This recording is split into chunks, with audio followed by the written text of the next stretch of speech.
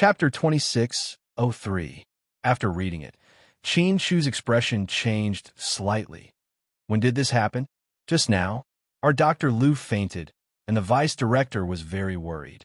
She even came to see him personally. I always thought that she was just concerned about her subordinates, but I was surprised to see them shaking hands.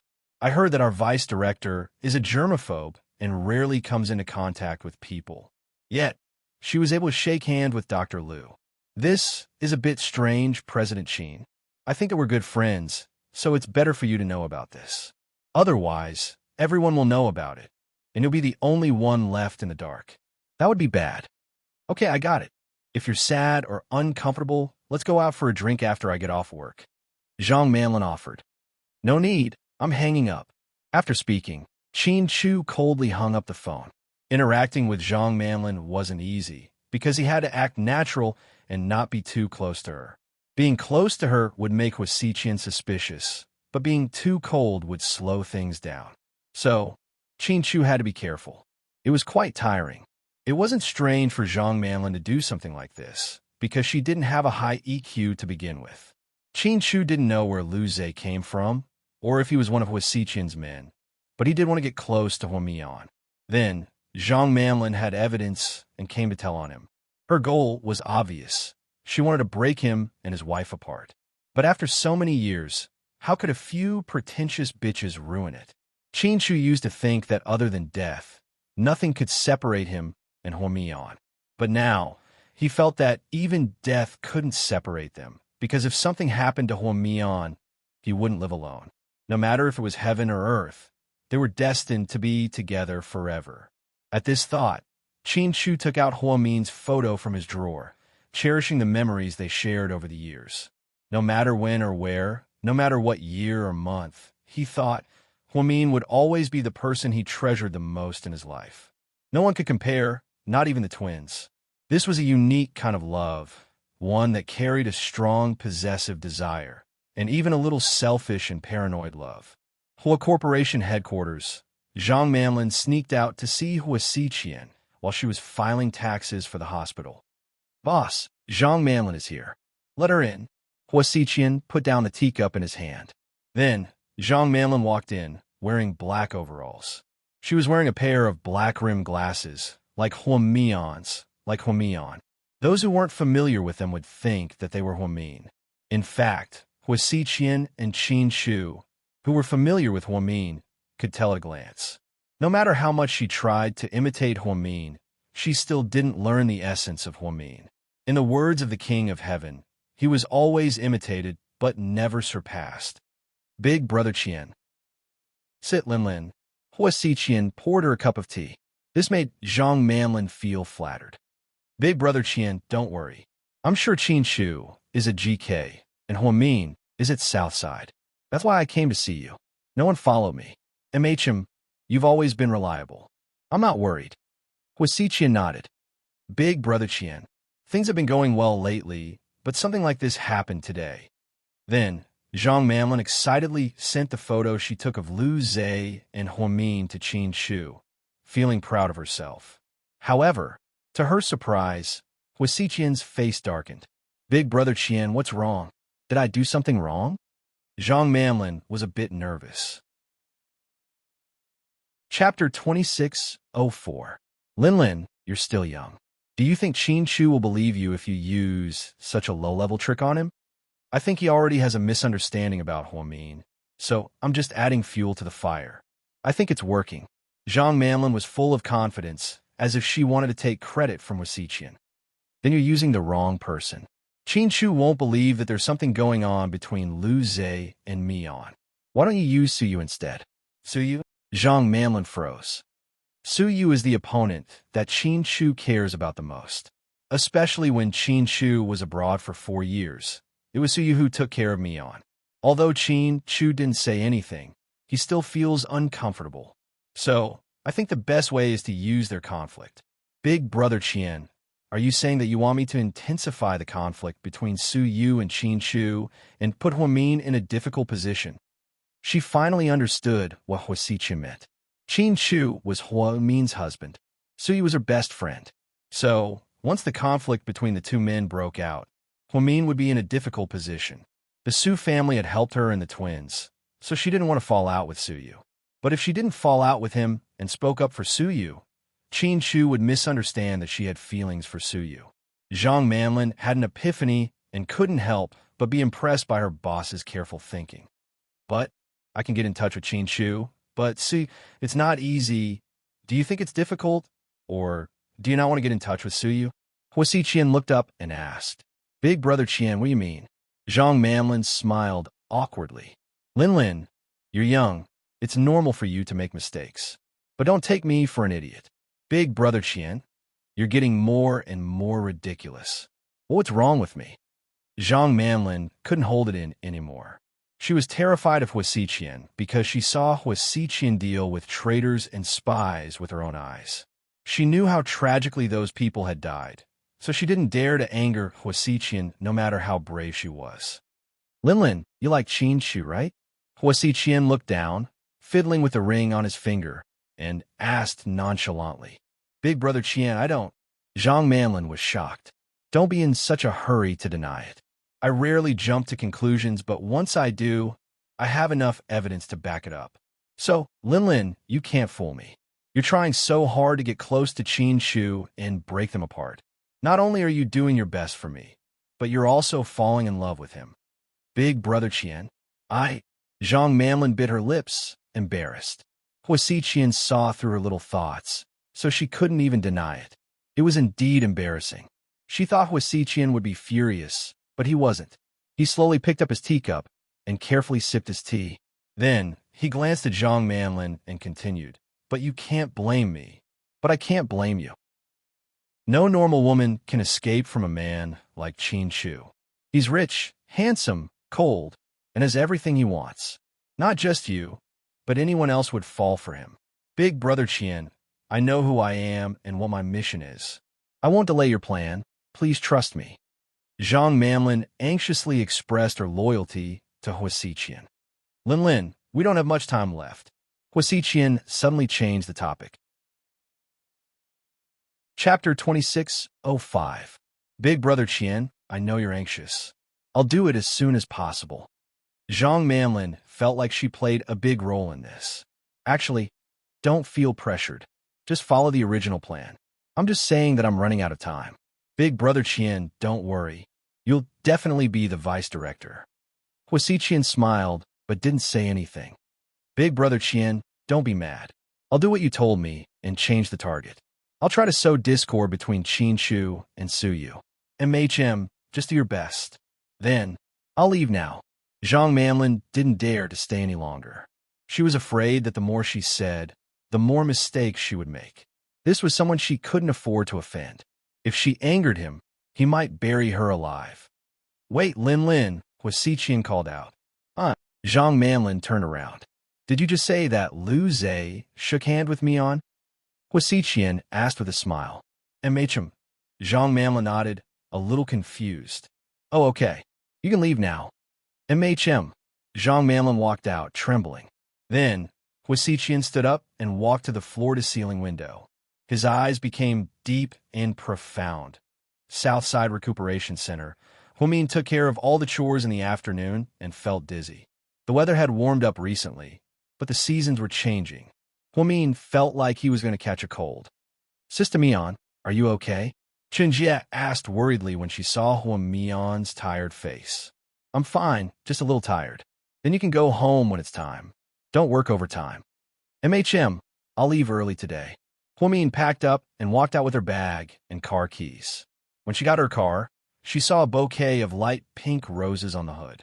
She picked it up and saw a card written on it. Thank you, Vice Director, for your care and concern. There was no signature, but it sounded like Lu Zhe. She looked around but didn't see anyone. She picked up her phone and called him.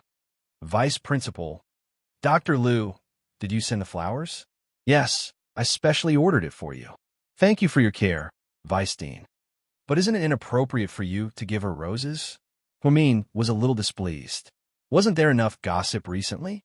From Wei Dong to Jiang Yi to Su Yu. Oh my God, now there's Lu Zhe. It's going to explode. Oh, roses don't necessarily represent love. This is a Bulgarian rose. The color is very beautiful. I thought you would like it. I'm sorry, I really don't like it. Don't do this again. After saying that, Hwamin directly took the roses out of the car. He wanted to throw them on the ground, but he was afraid that they would pollute the environment.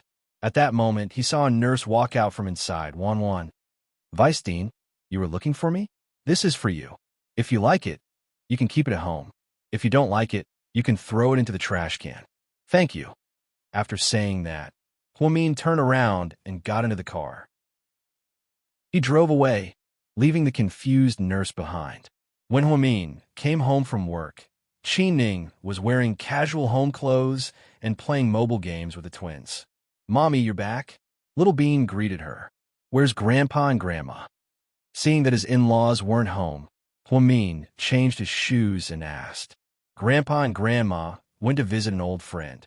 He said that one of Grandpa's old friends came back from Hong Kong and wanted to eat, drink tea, and take a sauna. Little Bean said. Okay. Hwamin nodded. Mommy, we didn't come back with Daddy? Little Bean asked. Your daddy isn't back yet? Hwamin just realized that Chin Chu's car wasn't outside.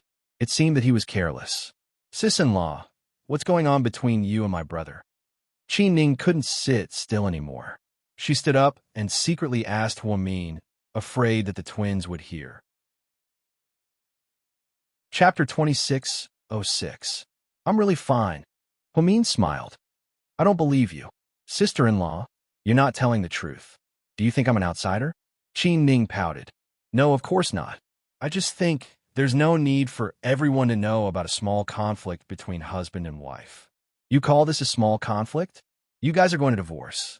Divorce? No way. I'm Cinderella, and I finally married into a rich family. I don't want a divorce. If I get a divorce, who's going to buy me Hermes bags and drive me a Porsche? Ha! Hwamin joked. Sister-in-law, you're so careless. How can you laugh at a time like this?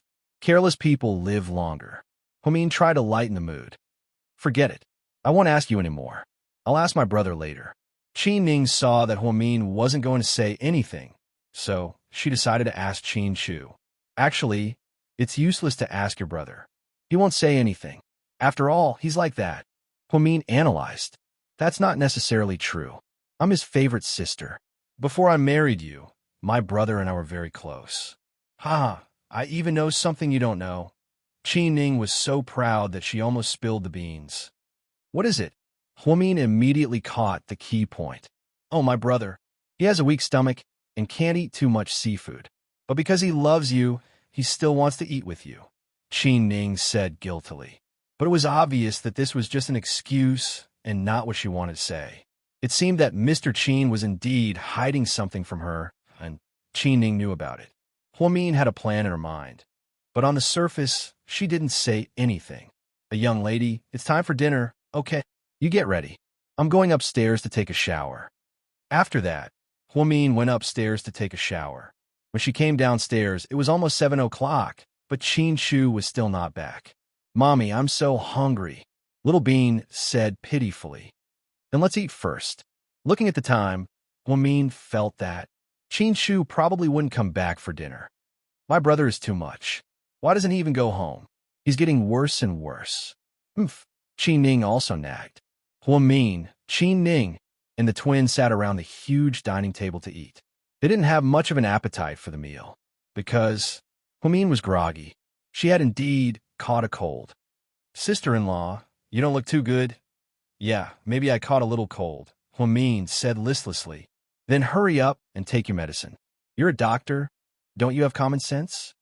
Chi-Ning urged. I can't. All medicine is poison. I'll ask the kitchen to make me a bowl of ginger tea. I'll be fine. After dinner, Chin Chu still hadn't come back. Pudding was lying on the sofa, reading the financial news, while Little Bean was eating fruit and reading comics. Chi-Ning was holding her phone and chatting with Tang Chuan. The two were really in love. Even when they were texting, they had happy smiles on their faces. Hwamin was about to give orders to the kitchen when she saw that only the maid, Kai Yu, was in the kitchen. She dismissed the idea of asking her to make ginger tea. After all, she was pregnant with her second child. It would be troublesome if this woman did something to it. A young lady, if you need anything, just ask me, Caillou said. Oh, it's okay. I want to make some ginger tea. I'm bored, so I'll do it myself. Then, Huamin began to get busy. Caillou was washing the dishes and wiping the kitchen. Huamin suddenly turned to look at her and asked, Caillou, how long have you been living with us? Almost 4 months. Oh, who introduced you when you came? Huamian asked casually. Caillou's expression became unnatural. Chapter 26:07. I came to apply for the job myself. Really? Then how did you know that I'm hiring? I remember. Uncle Lee is very low-key and doesn't like to advertise. Caillou obviously didn't expect Huamin to ask this, so she was at a loss for words. I heard it from friend. What kind of friend is this? Why are you so well-informed? How does he know about South Hill Manor? Maybe my friend's relative used to work at my place, and that's how he found out. A young lady. I'm going to empty the trash can. Haha. Caillou felt guilty and didn't dare to continue chatting with Huamin. She lowered her head, picked up the trash bag, and left. Huamin smiled. On the other hand, the little girl was impatient and couldn't hold it in after Huamin asked her. After Caillou left, she immediately took out her phone and wanted to call Huasichi in a report, but no one picked up. Huh? That's weird. What's wrong with the boss today? He's not picking up his phone? Caillou hid in a corner of the back garden of South Hill Manor and mumbled. At this moment, in a wealthy district in the city, Luze was very tired today. His blood sugar was low and he was really tired, but his behavior today was a bit too exaggerated. He thought that Huamin would take pity on him, but to his surprise, Huamin was still as cold as ice. After parking his flashy purple Ferrari downstairs, he walked out with the keys.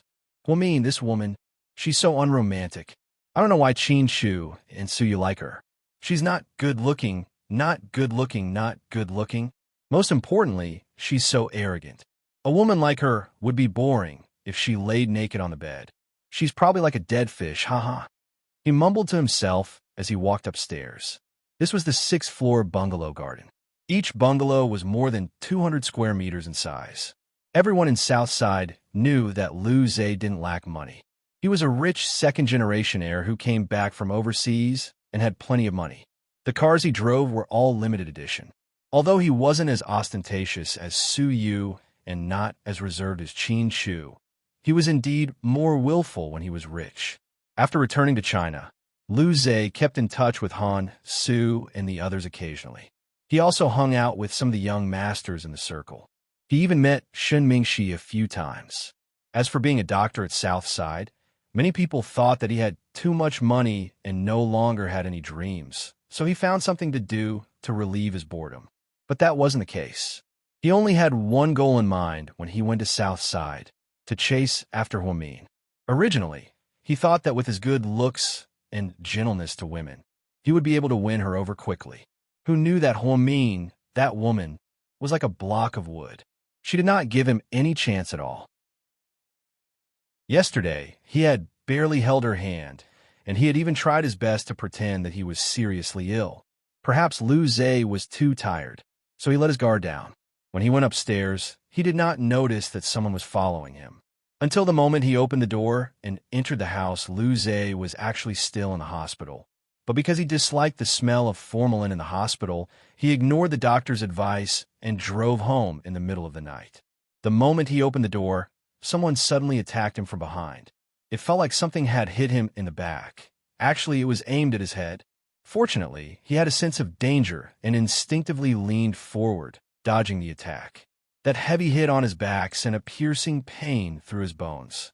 Lu Zhe staggered and fell to the ground. When he turned around, he saw a man wearing a skull mask with an axe in his hand. Instantly, he was terrified. Chapter 26:08. Who are you? Lu Zhe was scared. I'm someone who wants your life. That person had used a voice changer, and the words he spoke were also strange, with a trembling voice. Brother, how much money do you want? Lu Zhe really thought that this man was a robber. The man with the axe sneered, I'm only interested in your life. Then he swung the axe down and Lu Zhe was so scared that he almost peed his pants. He got up and ran toward the bedroom. Unfortunately, that person was faster than him. Before he could touch the bedroom door, his hair was grabbed by the man behind him.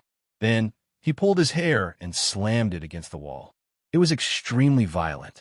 Lu Zhe was seeing stars from this collision. "Brother, if you want to kill me, you should at least let me know. What did I do to offend you?" Lu Zhe didn't understand. He just came back not long ago, and he didn't make any enemies at the hospital. Wait, the hospital? Lu Zhe suddenly thought of something and asked the man, "Did Qin Chu send you?" He thought that Qin Chu got jealous because he was too close with Huo Min, so he sent someone to deal with him. "Qin Chu? Haha, he doesn't deserve to command me." Then the man raised his axe and swung it down. Lu Zhe dodged once again, but his arm was firmly stepped on by that person. "Instead of enjoying your life, you came back to die. Today, I'll fulfill your wish." Then the man raised his axe again. Lu Zhe saw this and knew that if he didn't fight back, he would lose his life. So, he used his head to slam into the man's stomach. Perhaps the man didn't expect him to fight back so desperately, so the axe in his hand was sent flying far away. He tried to get up, but the man still didn't let him go. He used his foot to pin Lu Zhe's arm down. In order to protect himself, Lu Zhe turned around to get a toolbox not far away. But before he could touch it, he felt something cold on his wrist. What followed was excruciating pain. He turned around and saw the man slit his wrist with a dagger. Blood immediately spurted out. It was extremely terrifying. "Ah, save me, save me." Finally, he broke down and cried out. Perhaps it was not his time to die. In order to protect these rich people, this residential area had installed sound alarms. When the alarm automatically recognized an abnormal decibel sound, it would automatically sound the alarm, and the alarm would beep. The man with the skull mask slowly stood up. "I'll let you go today." With that, he quickly opened the door and left. Lu Zhe struggled to get up. He wanted to go to the hospital, but suddenly he had a bad idea. Then he slowly picked up his phone and dialed a number using an app that blocked numbers. Then he said, "I know a secret about Huo Min. If you want to know, come to number 5 Zhongwan Road, Tianchi Public Relations, Building 7, 601. After saying that, he crawled on the ground in exhaustion and called the hospital. "I'm injured. Come and pick me up. Don't worry, I can treat my wounds temporarily. You can come in 15 minutes. After receiving Dr. Lu's call, the ambulance at Southside immediately started preparing. Inside a club, Su Yu, Tang Chuan, and Wei Liao hadn't gotten together in a long time. They were drinking. After Su Yu finished the call, his expression changed, and he stood up to leave. "Lord Su, where are you going? What happened?" Tang Chuan asked. Chapter 26:09. "Oh, it's my own business," Su Yu said, trying to cover it up. "What's the matter with you?" Tang Chuan asked. "Yeah, what business do you have that we can't know about?" Wei Liao looked up at Su Yu. You guys won't know even if I tell you. Let's go. I'll make arrangement for you two tomorrow night." Su Yu always cared about Huo Min, especially anything related to Huo Min. So, when he heard it was about Huo Min's secret, Su Yu couldn't stay calm. He wasn't in the mood to drink with Wei Liao and the others anymore. It hadn't been very peaceful recently, and he was afraid that someone would do something to hurt Huo Min. After leaving the club, Su Yu didn't immediately get into his car. Instead, he called Huo Min. "Hello." Huo Min was putting on a face mask at South Hill Manor. It was strange to receive a call from Su Yu at this time. "Mian, what are you doing?" "I'm putting on a face mask at home." "Misham, what's wrong?" "Nothing. I just want to know what you're doing." "Ah, how boring are you, Lord Su?" Huo Min teased. "It's nothing. You can continue." Hearing Huo Min's tone, Su Yu relaxed. It meant that Huo Min was safe. However, that person said he knew Huo Min's secret. Su Yu was still worried, so he opened the car door and sped away. What he wanted to know wasn't Huo Min's secret. He wanted to see who was hiding in the dark and trying to scheme against Huo Min. In short, he wanted to get rid of all those who were harmful to Huo Min. Even if he couldn't be with her, he wanted to protect her for the rest of her life. Su Yu's thinking was that simple. That was why he fell into someone's trap so easily. It wasn't because he was stupid. Suyu never had a low EQ. It was all because he loved Huamin too much. Suyu followed the address given on the phone and arrived in less than 12 minutes. He walked into the neighborhood and found the address upstairs. When he arrived, he found that the door was unlocked. Based on his intuition as a soldier for many years, he had a bad feeling that something had happened inside.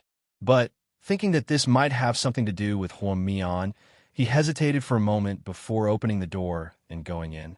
There was a sharp fruit knife on the floor, stained with blood stains. Then Mian's to S's to have a look and smell. Mian, be something. Suyu, you're finally here. Lu Zhe leaned against the wall, covering the wound on his other hand with one hand to stop the bleeding. At this moment, there was a strange smile on his face. You know me? Suyu looked at Lu Zhe in confusion. He didn't know who Dr. Lu was at Southside. He didn't look like someone he knew, nor did he look like someone he knew in the past. It was a completely unfamiliar face. Before Lu Zhe could answer, he heard hurried footsteps from outside. Suddenly, Lu Zhe screamed, Suyu, don't kill me. I beg you. I'll give you anything you want. Please don't kill me. Fuck. What are you talking about? Suyu was dumbfounded when he heard what Huamian said. When the paramedics from Southside arrived, they saw this scene. Suyu stood in front of Lu Zhe with a fruit knife in his hand. Lu Zhe was injured and bleeding profusely. His face looked haggard. Oh my God, what's going on? The paramedics who had rushed over were also shocked. Chapter 26:10. Help! Help! He's trying to kill me. Call the police. Lu Zhe yelled frantically. What are you talking about? Didn't you ask me to come? You said it's about Hua. Help me. Lu Zhe's eyes closed, and he fainted on the ground after saying those two words. Suyu swallowed the words he was about to say. He suddenly realized that he might have been set up. Now was not the time to mention Hua Min's name. After Suyu saw Lu Zhe faint, he turned around and saw 4 paramedics rushing over. I didn't do it, he tried to explain patiently. When the paramedics saw the look in Suyu's eyes, they backed away in fear. It really wasn't me. Murderers never admit that they've killed anyone, and drunk drivers never admit that they've drunk too much, a male doctor said coldly. Let's save him first. It looks like Dr. Lu is seriously injured. Okay. The paramedics carried Lu Zhe downstairs, and Suyu followed them. Just as he was about to leave, he was stopped by a police car. Lord Su, why are you here? Gao Ran was surprised to see Suyu. Suyu wanted to explain, but he didn't know what to say. The city bureau just received news that there might be an intentional assault case here. I'm on duty, so I came to check it out. Why are you here? Gao Ran was also confused. Suyu suddenly realized what was going on. He whispered to Gao Ran, I think I might have been set up. Set up? Gao Ran was even more confused. I'll explain it to you later. You're the suspect. Gao Ran finally understood. Suyu nodded. Fuck, this is complicated. It's okay, just do your job. There are so many people watching, you can't be biased. Suyu expressed his understanding. But, because of Qin Shu and Huamin, Gao Ran and Suyu weren't particularly good friends, but they often ate together. They knew each other very well. Not to mention that the injured man was a male doctor. Even if it was the governor, Suyu wouldn't have done it. Let me ask you, do you know the injured man? Gao Ran asked in a low voice. I don't know him, but he seems to know me. It looks like he did come prepared. Gao Ran felt that there was something fishy going on. At this time, more and more people gathered around, and even the media was alerted. I'm sorry, Lord Su. I'll take you back to the bureau. Of course, let's go. Suyu admitted that he was unlucky and obediently followed Gao Ran into the police car. So, in the middle of the night, the night to break, Su family's young master suspected of intentional assault. Male victim status unknown when the news got out. Tang Chuan and Wei Liao were so scared that they almost peed their pants. Suyu hadn't left the club for long, right? How could he have hurt someone? Did he get into a fight? Huamin was about to go to bed after putting on his mask when he was distracted by 2 things. First, the hospital called to say that Lu Zhe was seriously injured and was being resuscitated. Second, Gao Ran called to say that Suyu had been taken away for investigation. There might be something fishy going on, So he asked Huamin to go to Southside and ask what happened if Lu Zhe was okay. Huamin wasn't in the mood to sleep. He got up, put on his clothes, and was about to go out. Coincidentally, she bumped into Qin Shu, who was returning late. "It's so late. Where are you going?" Qin Shu looked at Huamin and asked coldly. Chapter 26:11. Something happened at the hospital. Why do you have to go? Qin Shu's attitude was cold. Lu Zhe is in trouble, and Su Yu is involved as well. I have to go take a look. Lu Zhe, Su Yu Mian. Why do you care about everyone but me? Huamin was anxious, and when he heard Qin Shu's words, he was a little angry. However, he suddenly remembered that Mr. Qin was never like this, so he must be acting. Was the living room bugged as well? He didn't have time to think, so he had to continue acting. When did I not care about you? Qin Shu, don't be unreasonable, okay? You're not allowed to leave. We'll have dinner together as a family. No, it's really urgent. Huamin was anxious. Huamin, you're just a deputy director. Southside still has President Wu. You don't have to do everything. Qin Shu was a little angry. Even so, I don't care about Lu Zhe's life or death, but what about Su Yu? Can I turn a blind eye to his affairs? So who is Su Yu to you? Qin Shu coldly glanced at Huamin's face. What do you mean by that? Huamin was confused. Isn't it clear enough? Mian, in the 4 years that I was away, you didn't just see Su Yu as a good friend, did you? What nonsense are you talking about? You know best whether I'm talking nonsense or not. I don't have time to argue with you. I have to go to the hospital. If you go, don't come back. Huamin was already at the door when he heard Qin Shu's words. He immediately turned around. Say that again. I said, if you don't listen to me today and insist on minding other men, then don't come back. Are you serious? You're not joking, right? Huamin asked with a pained expression. I never make such jokes. Qin Shu was extremely serious. All right, I got it. Don't regret it. With that, Huamin left without looking back. After Huamin left, Qin Shu lifted an antique vase from the living room and smashed it on the ground with a loud crash. In an instant, the vase was smashed to pieces. Daddy, what's going on? Little Bean stood on the stairs of the second floor and looked at her angry father. Qin Ning and Pudding also came downstairs. Brother, what happened? Qin Shu didn't say a word. Pudding, Little Bean, if Daddy and Mommy get divorced, who will you be with? Qin Shu looked up at his daughters. No, Daddy, don't divorce Mommy. Little Bean was so scared that she began to cry. Pudding was still calm. I don't care who. Qin Ning, brother, don't talk nonsense. Divorce? What divorce?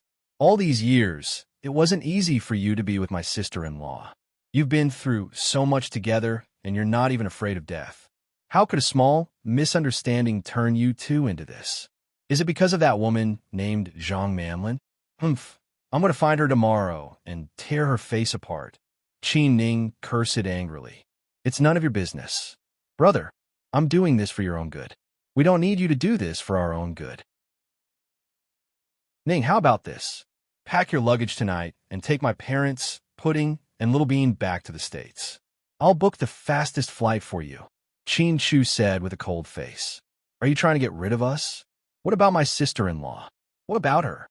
Qin Ning asked. Chapter 26:12.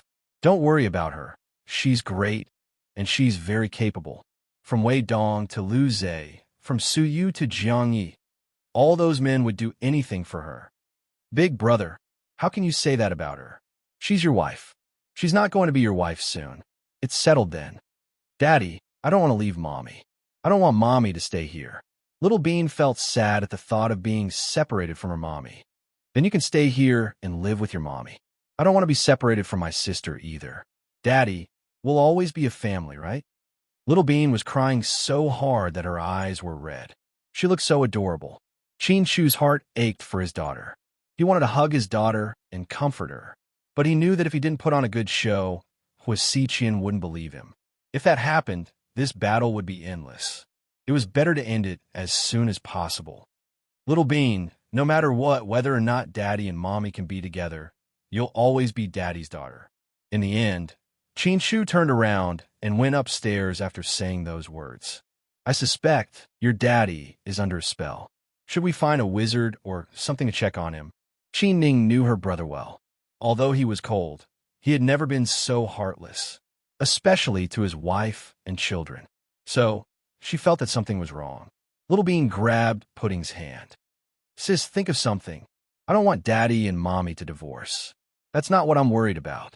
After all, I don't think anything will happen to Daddy and Mommy. I'm just worried that handsome Sue won't be able to clear his name. Pudding held her phone and refreshed the news about Su Yu intentionally hurting people. Inside the Hua mansion, boss, who is this Lu Zhe? Why is he targeting Su Yu? Ah Ching poured a cup of tea for Hua Xiqian and asked carefully. I'm curious too. Why is this guy so unpredictable? Is he trying to court Mian? Does he want to get rid of Su Yu? That shouldn't be the case. If he wants Mian, he should be targeting Qin Shu. Why is Su Yu involved? Lu Zhe's move was so strange that even Hua Xiqian didn't understand it. We've investigated Lu Zhe before, and there's nothing suspicious about him. This is really strange. Forget it. It's better for us this way. I just heard Mian and Qin Shu arguing about this. I told Zhang Manlin to sow discord between Su Yu and Qin Shu, but that stupid woman was obsessed with Qin Shu and didn't listen to me. She almost delayed my progress. Now, this Lu Zhe unintentionally helped us. Then do we need to add more fuel to the fire? Ah Ching asked. Throw Su Yu into the teeth of the storm. Even so, Su Yu will be fine. The Su family is too powerful. Ah Ching was a little worried. I don't want anything to happen to Su Yu. It's not that easy to trip Su Yu. I want to distract Mian and make her focus on Su Yu. I want Qin Shu to have a deeper misunderstanding of her. That way, it'll be easier for me. Hua Xiqian finally smiled proudly. He believed that this time, Huamin and Qin Shu would be separated. Southside Recuperation Center. When Huamin arrived, Lu Zhe was already awake. His wound had been bandaged. Vice Director, you came to see me? Lu Zhe smiled slightly when he saw Huamin. Let me ask you, did Su Yu really hurt you? Did you see it clearly? Huamin looked at Lu Zhe coldly. Chapter 26:13. Vice Director, do you only care about Su Yu? He's not even your husband. Why are you being so nice to him?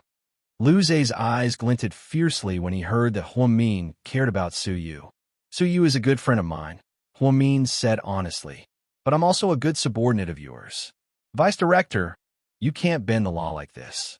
Lu Zhe, I'm not going to beat around the bush with you.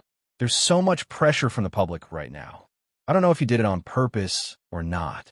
Why are you so adamant about Su Yu? It was Su Yu who hurt me. You're lying. Su Yu wouldn't do that. He doesn't even know you. What motive would he have to hurt you? Huamin glared at Lu Zhe angrily. He doesn't know me, but he does have a motive to hurt me, Lu Zhe said confidently. What motive? The whole world knows that he likes you. Lu Zhe purposely raised his voice. So, Huamin was still calm. So, when he saw that I also like you, he couldn't stand it when he tried to get close to you, especially when I was injured yesterday and held your hand. There's so many people in our hospital. Who knows if Su Yu has arranged for spies to keep an eye on us? That doesn't make sense. What kind of person is Su Yu? With his status, if he wants to kill you, he has thousands of ways to do it. He won't do it himself, but I can only vent my anger by doing it myself. He even told me to stay away from you. I didn't expect you to be so charming, Vice President. You're already married, but you still managed to make such a famous man fall head over heels for you. I'm impressed. Lu Zhe's words were filled with sarcasm and disdain. He was like a completely different person from before. He didn't even talk about being classmates anymore. Lu Zhe, what is your motive? Deputy Director, you must be joking. I'm here to work. I'm just an ordinary citizen. What purpose could I possibly have? Lu Zhe refused to admit it. Stop pretending. You've been planning everything from the moment you instigated Han Su to invite me to the party. I didn't expose you because I didn't want to be friends with someone like you. However, you've been up to no good lately. You've been playing games with me. I thought you wanted to hurt me, but I didn't expect you to make a move on Su Yu. Why? Since there was no one else in the ward, Huamin didn't beat around the bush and went straight to the point. Huamin, you're really smart. Lu Zhe smiled proudly. However, your imagination is too rich. What you said just now was all your own imagination, right? Ha! Do you think you're a director? How can you make up such a melodramatic story? I'm the one who's injured now. Have you looked at my medical record? 2 of my wrist tendons were already broken. Did I do this myself and frame sue you? I'm not mentally ill. I wouldn't do something so cruel to myself. Did you really see who hurt you? Was it sue you? I'm warning you, if you say the wrong thing, the real culprit will get away scot-free. When that happens, he might try to hurt you again. Luze, you're not stupid. You need to think about the pros and cons of this. Huamin warned him. Of course, Luze knew what Huamin meant. However, since he had already done it, there was no turning back. He wouldn't turn back. He had been waiting for this opportunity for a long time. It was Suyu. He did it. He wanted to kill me, Luze insisted. Chapter 26:14. Fine, since you're so stubborn then. I have nothing else to say. Take care of yourself. Vice Director, you're leaving just like that? Don't you want to see me? I'm seriously injured. Huh, Dr. Liu, do you believe in a saying? Huamian turned around and sneered at Luze, enunciating each word clearly. What saying? Luze paused.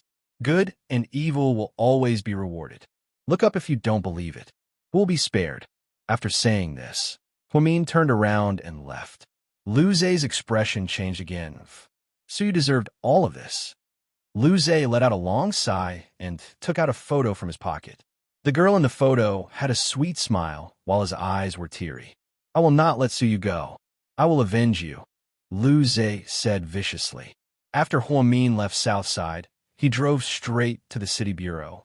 Along the way, the radio in the car was broadcasting the news. Because the incident happened so suddenly, all the major media outlets were reporting on it. Luze had just returned to the city not long ago.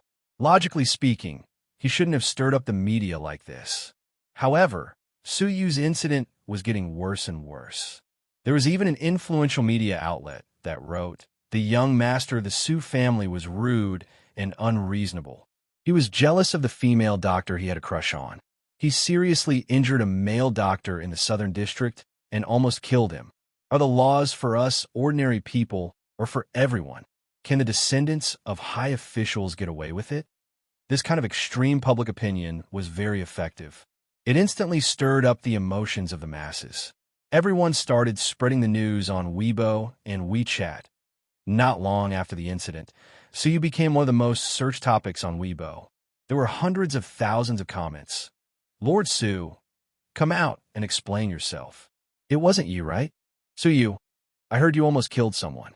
Is that true? Are all rich second-generation heirs this willful? You didn't even hire an assassin and just did it yourself? Isn't that too exciting? I heard that it's because of Huamin. Is that true? Do you still like that woman? Suyu, you piece of trash. You think you can do whatever you want just because your grandfather is the chief? I've tolerated you for a long time. This time, you're dead meat. If I don't let you go to jail this time, it's really intolerable. I'm afraid you're the most hedonistic second generation of officials. Your father and grandfather are worried sick about you. You should be more careful, child. Suyu is quite a nice person. Did he drink too much? Are you trying to cause trouble after drinking? That male doctor is innocent. His wrist was cut for no reason. I heard that, fortunately, he was rescued in time. Otherwise, he would have died. It's really scary. Not only did they leave comments under Suyu's account, they even went to Huamin's Weibo account. They questioned the relationship between the two. Then, they went to Qin Chu's Weibo account. Some netizens with ulterior motives even left comments for Qin Chu. Your wife seems to be having an affair with Suyu. Otherwise, why would Suyu almost kill someone for her? You're being cheated on, President Qin. After reading the post, Zhang Manlin smiled slightly. She immediately called Qin Chu. President Qin, what's up? Qin Chu was still cold. Deputy Director just came back to visit Dr. Liu. They talked for a long time. I heard that she went to the municipal bureau. Our finance department said that she left with a few $100,000 in insurance money. Apparently, she's going to bail out Suyu. Do you know about this? Qin Chu was silent after hearing this. President Qin, people are saying that the deputy director and Suyu are having an affair. I don't think it's true. After all, Our deputy director is such a nice person, Zhang Manlin said deliberately. Chapter 2615. You sure know a lot. Qin Chu's tone was cold. It was obvious that there was more to his words than met the eye. The whole city knows about it now. Plus, the entire hospital knows that our vice director came back to visit Lu Zhe. Really, a lot of nurses saw it. They said that Dr. Lu looked at our vice director gently. But don't worry, President Qin, the vice director doesn't like Dr. Lu because I heard. I'll look at my mouth, seriously. Forget it. I won't say it, in case you think too much. Go on, go on. No. If I didn't know better, people would think that I was talking bad about our vice director and trying to ruin your relationship. That's not right. Zhang Manlin pretended to be innocent. She perfectly portrayed the word scheming bitch. It's okay, you're in the mood anyway. Tell me, I want to hear what earth-shattering things Mian did at Southside. Qin Chu smiled faintly. To be honest, Qin Chu was a little disappointed that Zhang Manlin was acting like this. Huasiqian spent 5 years training her to be his confidant. She shouldn't be so stupid. Qin Chu thought that he would have to wait a while before he could get Zhang Manlin to take the bait. He didn't think that this woman would give herself away so quickly. Plus, Qin Chu thought too highly of her. She really wasn't that capable. She was just a shallow person. If it weren't for the fact that he wanted to get Huasiqian to take the bait, he would have shot this disgusting woman to death.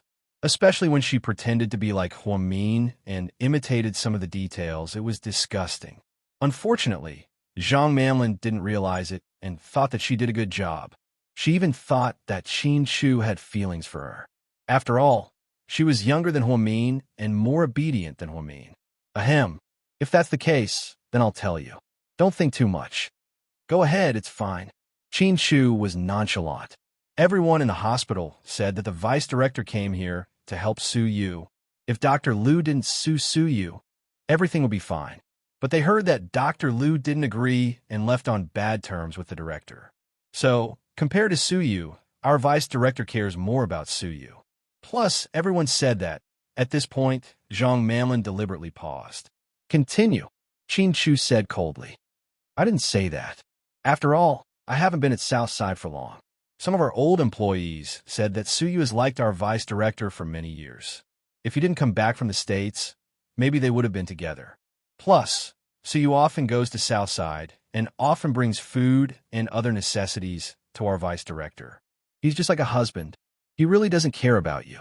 Speaking of which, Su Yu comes from a high-ranking official's family and is very scheming. President Qin, I'm afraid that if you trust our vice director too much, she'll do something that will hurt you. Yeah, you have a point. Qin Chu nodded deliberately. Zhang Manlin was happy to hear that. I know a lot of things. How about this, President Qin? If you have time, let's go to a coffee shop and talk. My relatives in my hometown brought me some wild eggs and wild vegetables. They're pure green and delicious. I'll get some for you. Then, Zhang Manlin waited expectantly for Qin Chu's response. After a while, Qin Chu suddenly asked, Zhang Manlin, do you like me? Chapter 2616. Zhang Manlin wasn't prepared for such a sudden sentence, and her heart skipped a beat. She felt a little awkward. After all, she had never met a man who asked her so openly. This Qin Chu really didn't play by the rules. President Qin, she wanted to explain. You only want to tell me, yes or no? Qin Chu was aggressive. Yes. In the end, Zhang Manlin decided to give it a try. She wanted to see how Qin Chu would react if she said that. To be honest, when Huasiqian gave her the mission, she had seen Qin Chu's photos many times. Although this man was really good-looking, she had always told herself rationally that this was just a mission. She originally planned to leave after the mission was completed. Then, she would take the money Huasiqian gave her and go to the plastic surgery hospital to look better. After all, Huamin's face was pure, but not stunning. Then, she would use the money to buy a car and a house. Then, she would find a rich second-generation heir. Her life would be complete. Unfortunately, things were always different from what she imagined. She had interacted with Qin Chu time and time again. She couldn't help but be attracted to this man. Even when she went home at night, her mind was still filled with Qin Shu's shadow. So, Huasiqian saw through her selfishness. Her previous wish also changed. After Huasiqian took Huamin away, she might replace Huamin and marry into the Qin family. Although she might become the stepmother of the twins, she would still be a young lady sitting on a billion-dollar fortune. Zhang Manlin felt that this was the life of her dreams. She had money, and her husband was handsome. Based on how much Qin Chu doted on Huamin, he would definitely treat her well, especially since Huamin, that useless woman, only gave birth to 2 daughters. She couldn't give birth to a son at all. If she was lucky and gave birth to a boy for Qin Shu, then the 2 elders of the Qin family would definitely treat her very well. At that time, most of the Qin family's assets would fall into her hands. President Qin, since you asked, I'll be honest with you. I do like you. That's why I want to see you all the time. Of course, you can also think that I'm after your money. I can't help it if you think that way. Zhang Manlin pretended to be an innocent little girl. Qin Chu didn't say anything. I know I shouldn't have done this. After all, you're still married to our vice director. It's wrong of me to like you right now. So, if you didn't ask me, I might never have said it. I just thought that a noble person like you wouldn't fall for an ordinary person like me. It's already my honor to be friends with me. Huamian looked at Zhang Manlin and said, Don't worry. I don't think that way. She couldn't tell what Qin Chu was thinking when he said this. Then, can we still meet later? Zhang Manlin asked softly. I'll pick you up at your place. Then, Qin Chu hung up the phone. Zhang Manlin was overjoyed. She jumped up in joy and walked around the room 3 times. In the end, she hurriedly ran to the wardrobe, thinking about what she should wear that would attract him. In the end, she chose Huamin's favorite light yellow casual clothes and a black baseball cap. She looked very youthful and beautiful. Imitating Huamin had become a habit for her. Municipal Public Security Bureau. Hello? May I know who you're looking for? The police at the door stopped Huamin. I'm looking for Gao Ran. How are you related to our director? The police looked Huamin up and down. Huamin was about to speak when he saw Gao Ran walk out with a serious expression. Gao Ran. She raised her hand and waved. Gao Ran immediately saw her and walked over. Chapter 26:17. Huamin, why are you here? Gao Ran was surprised. Gao Ran, I want to see Su Yu. Huamin was a little anxious. Gao Ran looked around to make sure there was no one around before saying in a low voice, Come with me. Huamin nodded and followed Gao Ran into the bureau chief's office. Take a seat, Gao Ran said. What do you want to drink? Gao Ran stood up and asked. Nothing. Gao Ran, how are you going to deal with this? Huamin asked.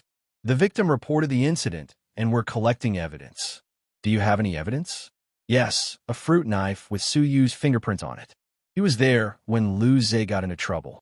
That's Lu Zhe's house, so it's considered trespassing. A few people from Southside saw it. They're all eyewitnesses. Lu Zhe's injuries are more serious.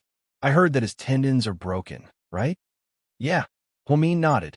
So, Lu Zhe's lawyer has asked us to charge Su Yu with intentional injury. Then what will the consequences be? Huamin was a little worried. If he's convicted, he'll go to jail. With so much pressure from the public, I'm afraid it won't be easy for the Su family. Lu Zhe looks like a normal doctor, but many of his relatives are in the provincial department. They're not ordinary people either. So, this time, it's going to be really difficult. So you wouldn't do that, Huamin explained. I know, but it's useless. Even though I'm the bureau chief, I still have to look at the evidence. Then can you let me see Su Yu? Sure, but not for too long. 10 minutes, is that okay? Gao Ran felt a little guilty. After Su Yu's case came out, it was unknown who leaked the news. There were also people who used public opinion and the media to add fuel to the fire. Therefore, as the bureau chief, Gao Ran didn't dare to go overboard. He was afraid that the media would catch him and he wouldn't be able to explain himself. Sure, 10 minutes is enough. By the way, did anyone from the Su family come? Lady Su came and talked to me for a bit. She went back to get a lawyer. Old Master Su and Su Yu's father can't intervene this time. There are so many people watching, Gao Ran said. I understand. How about this? I'll go and see him first. Actually, I'll think of a way. Yes. Under the escort of Gao Ran, Huamin saw Su Yu in the detention room. In just one night, he had become extremely haggard. Perhaps it was because he hadn't washed his face or shaved, but Su Yu looked much older than usual. Fortunately, he wasn't handcuffed. Because it wasn't a murder case, the situation wasn't that bad. Su Yu sat inside, but he was very calm. The current him was no longer as hot-tempered as before. Especially after the twins were born, he had become a war man. He was wearing a black and white Dolce & Gabbana shirt and black casual pants. Su Yu wasn't as good-looking as Qin Shu, but he was still a dragon among men. He sat there quietly with his eyes closed, which made Huamin's heart ache slightly. After Gao Ran opened the door, he reminded him again, "Huamin, remember, you only have 10 minutes. I know, don't worry," Huamin promised solemnly. He turned around and opened the door to enter the detention room. "I'm not eating. Take it away." Su Yu closed his eyes, thinking that the police had come to deliver food again. "There's no food, even if you want to eat. I came in a hurry and didn't buy anything good for you." Huamin smiled faintly. Hearing the familiar voice, Su Yu opened his eyes in surprise. Chapter 26:18. Mian, yeah, it's me. Why are you here? Su Yu didn't expect to see Huamin on the first day of his imprisonment. Huamin was the first person other than his mother to visit him. Tang Chuan and Wei Liao had also come, but Gao Ran didn't give them face. It wasn't that he didn't want to give them face, but there were too many reporters at the door. If he let them go easily, they might write something bad about the police. So, Gao Ran told them to come later, preferably in the middle of the night, and sent Wei Liao and Tang Chuan away. Huamian was lucky. When she arrived, it was dinner time. She didn't care if it was the media or some people with bad intentions. They all went to eat and didn't keep an eye on Huamin, so she had this opportunity. Although she only had 10 minutes of visitation time, she was already satisfied. "Of course I'm here to see you." Huamin sat down across from Su Yu. "Seeing you makes me feel better." Su Yu smiled slightly, even a little shy. "Okay, let's not talk about this nonsense. Tell me, what happened?" Su Yu wanted to say something, but stopped. "Su Yu, tell me everything. I'll help you out. Trust me."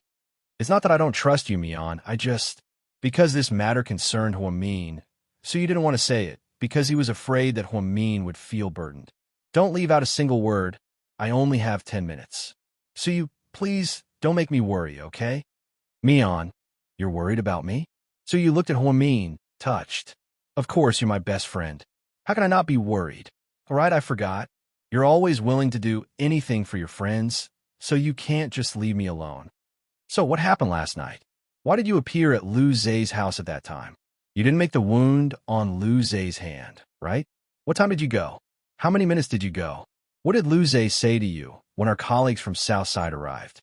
Huamin asked a lot of important questions. Su Yu hesitated for a moment and finally decided to tell him everything.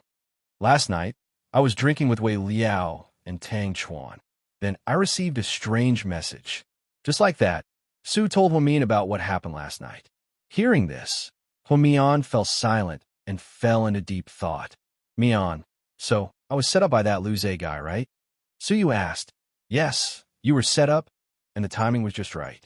Less than 5 minutes after you arrived, our people arrived and became witnesses. So, even if I jump into the Yellow River, I won't be able to clear my name." Su Yu smiled bitterly, feeling wronged. No matter how good Lu Zhe is, there's still a flaw. I won't let him get away with it. Mian, what I'm curious about is, why did Lu Zhe do this? Was he instructed by Hua Xiqian? Su Yu asked. No, if Lu Zhe was working for Hua Xiqian, then his target must be Qin Shu. Not you, you're right. Su Yu scratched his head, thinking that Huamin had a point. "Lord Su, do you really not know Lu Zhe? Think about it. Did you know him before?" "I really don't know him, I swear." "Then, do you have any friends who know him?" "I feel like Lu Zhe hates you, like he has a personal grudge against you." Huamin analyzed slowly.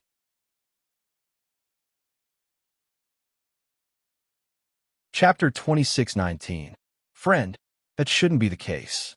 I've investigated this person, and there's nothing suspicious about him. Most importantly, I have nothing to do with him. Suyu looked as if he had been wronged. What about enemies? Think about it. What kind of enemies do you have? Enemies? Then I'm screwed. I have so many enemies that I can't even remember how many there are. Okay, you win. It's fine. My grandpa won't let anything happen to me. Don't worry. Yeah. Even if the worst-case scenario is that you're sentenced to a few years in prison, Lord Su will bail you out for medical treatment and send you abroad for a year or two. You'll be fine once the storm blows over, Huamin said on behalf of him. Suyu nodded heavily. Smart girl, that's how it is. But I won't allow you to do that. Huamin's face was serious. Then how many years do you want me to go to prison? Suyu joked. Are you stupid? You didn't do this at all. What you should do is clear your name, not think about how to reduce the punishment, Huamin said. I know, I want to, but the evidence is conclusive. There are so many witnesses, and there's so much pressure from the public. I think it'll be difficult. Suyu was a person who could see the situation clearly. He knew that since he had been set up, it was definitely planned and waiting for him to jump into the trap. Therefore, he didn't want to report anything and hoped that he could clear his name. What are you talking about? No matter how difficult it is, you have to clear your name. You didn't do this in the first place. Why do you have to take the blame? Huamin was a bit angry. Mion, you've been very busy lately. Don't get distracted by me. I'm really fine. I think you should talk to Qin Shu and teach that Zhang Man a lesson. You've been too gentle lately, so you're riding on top of everyone. You're a warning to others. As the first lady of a wealthy family, it's normal for people to think about you. It's not strange for Qin Shu to be popular with women. What's strange is that you can't just sit there and do nothing. You have to do something to make them back off. If they don't know what's good for them, just kill them, Suyu said casually. You're worried about me? You can't even protect yourself, big brother. Huamin was both angry and amused. It's fine. No matter if I'm a clay Buddha or a gold Buddha, I'm a Buddha. That's why I can't change my identity as the eldest grandson of the Su family, Suyu said proudly. You're so smug. Huamin smiled. Under such circumstances, seeing Huamin sitting across from him and smiling at him, Suyu felt extremely happy and satisfied. Huamin coming to visit him at a time like this and showing concern for him, even if it was just as a friend, made him extremely touched and happy. In conclusion, he didn't love the wrong person all these years. Why are you looking at me?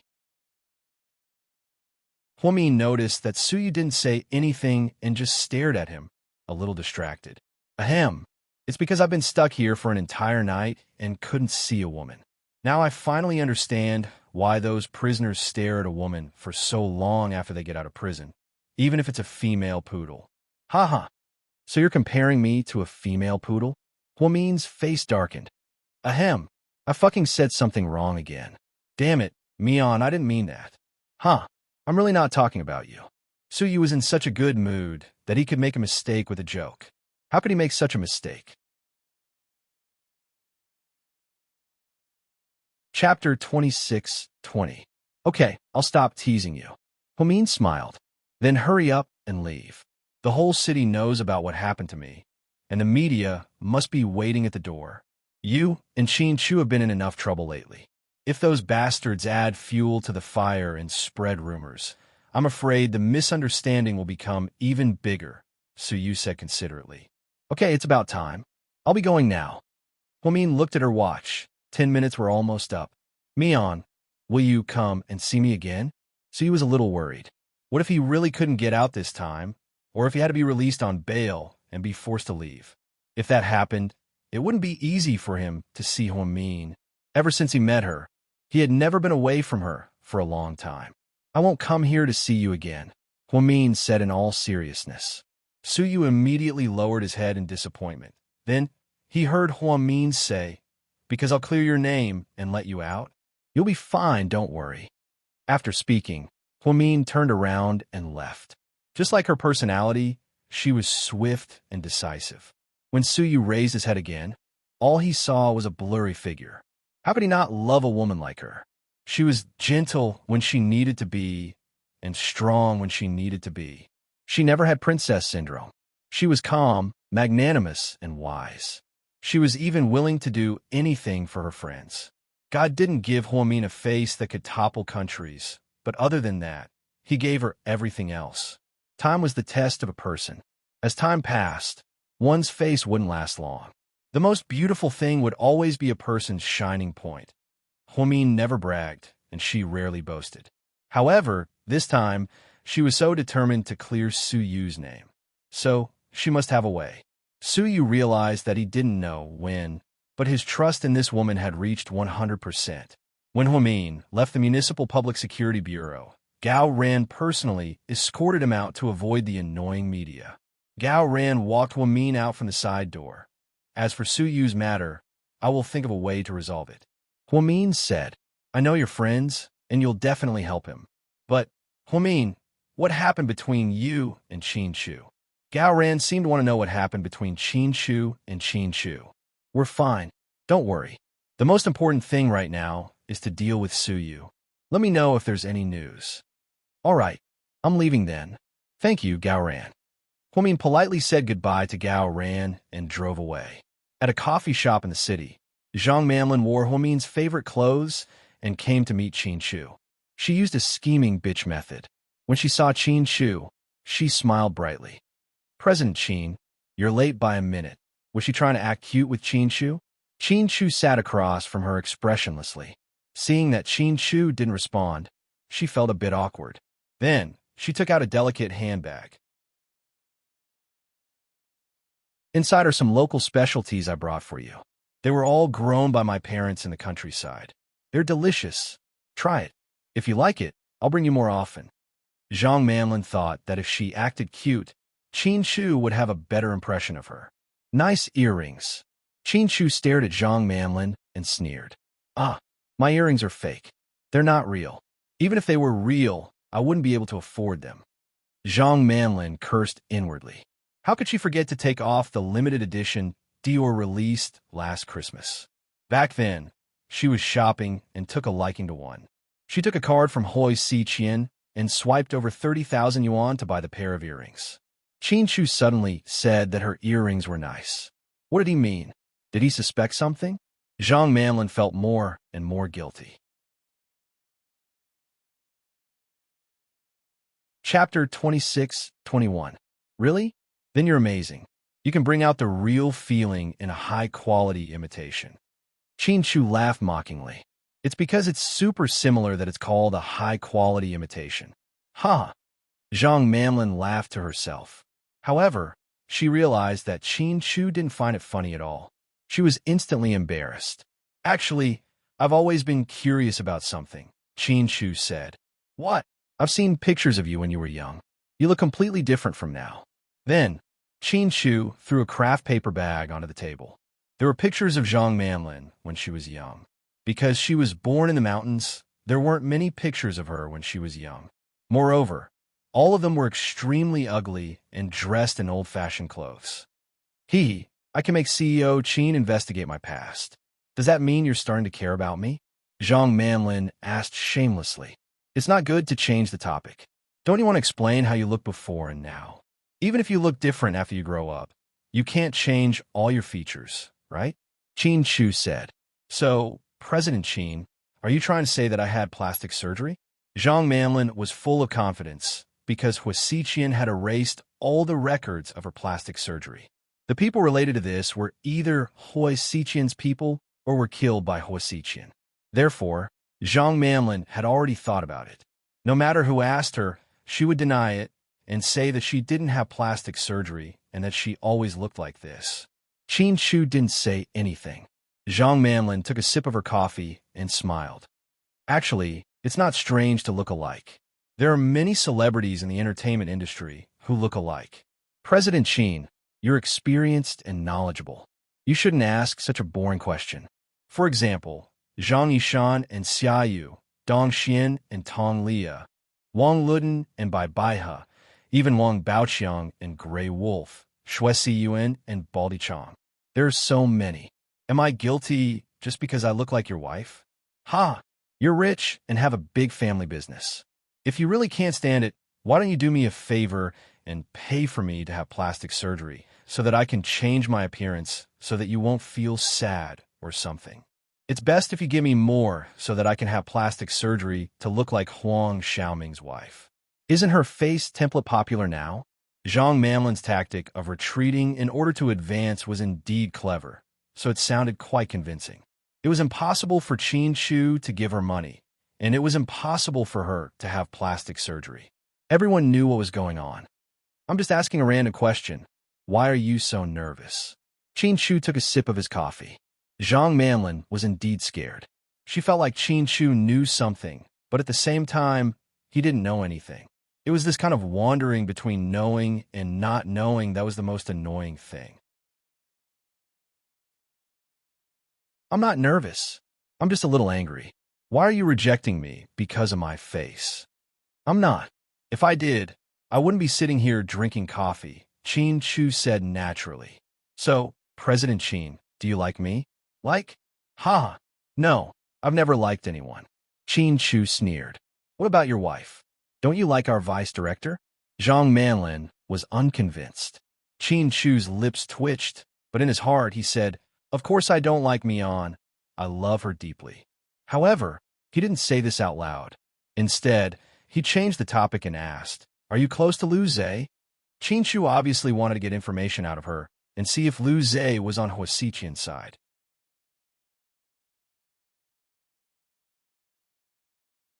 Chapter 26-22. Not really. He's a doctor, and I'm just an office accountant. We're not close. President Qin, why do you ask? Because I think you're the first one to know what's going on with Lu Zhe. I thought you two were friends, Qin Shu said as he looked at her meaningfully. Zhang Manlin immediately understood what he meant and quickly denied it. We're not friends.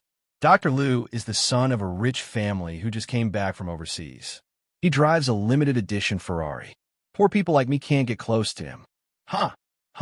I heard he was your classmate. Since he's our vice director's classmate, you should know him, right? I don't remember. Qin Shu only had one word for Lu Zhe. I don't remember.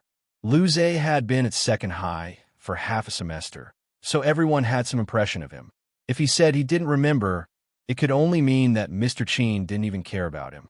President Qin, you're really a cold and arrogant president. All the male protagonists in novels are like this. Zhang Manlin looked at Qin Shu shyly. Let me tell you a story, Qin Shu suddenly said. A story? Okay, I'm so lucky to have President Qin tell me a story. Your fans would be so jealous if they found out. Zhang Manlin was overjoyed. Qin Shu ignored her and continued. In ancient times, there was a battle between two generals. One of them found a chess piece and wanted to use him to defeat the other enemy. However, the other enemy was stronger and harder to deal with. The chess piece weighed the strengths of both sides, and in the end, he betrayed the general and defeated him together. Ha! What general? Chess piece. I don't understand. Zhang Manlin continued to play dumb. It's nothing. I just wanted to say, sometimes a wife also needs to be a smart chess piece. A wise man submits to circumstances, and a fine bird chooses a tree to nest in. That chess piece can see that the enemy's strength is above her own, so she didn't live in vain. That's why she was able to choose a side in time. Really? But why do I feel like that chess piece is not loyal to her master? She betrayed her master and didn't have a good ending, Zhang Manlin replied meaningfully. That's because he understood his master. Even if he helped his master kill the enemy, he wouldn't have a good ending. His master is a famous murderous demon. Getting rid of the donkey after it has outlived its usefulness is his favorite thing to do. So, the chess piece thought, since that's the case, why not take a gamble? Won't the new owner get rid of the donkey the moment it outlived its usefulness? Zhang Manlin asked again. He won't. After all, this chess piece looks so much like the general's wife. The general won't lay his hands on her, right? After saying that, Qin Shu smiled faintly. It was rare to see Qin Shu smile so warmly. For a moment, Zhang Manlin was dazed. When she came back to her senses, she said, It's not easy for a chess piece to make this decision. She really needs to think about it. I think the chess piece will understand. Qin Shu tilted his head and looked out the window as he said word by word. When Zhang Manlin walked out of the coffee shop, she was in a daze. Through this story, she was sure that Qin Shu already knew her identity. So, she was exposed. It was impossible to continue. Now, there were only two choices. She could tell Hua Xiqian that her plan was exposed and ask him to think of another way.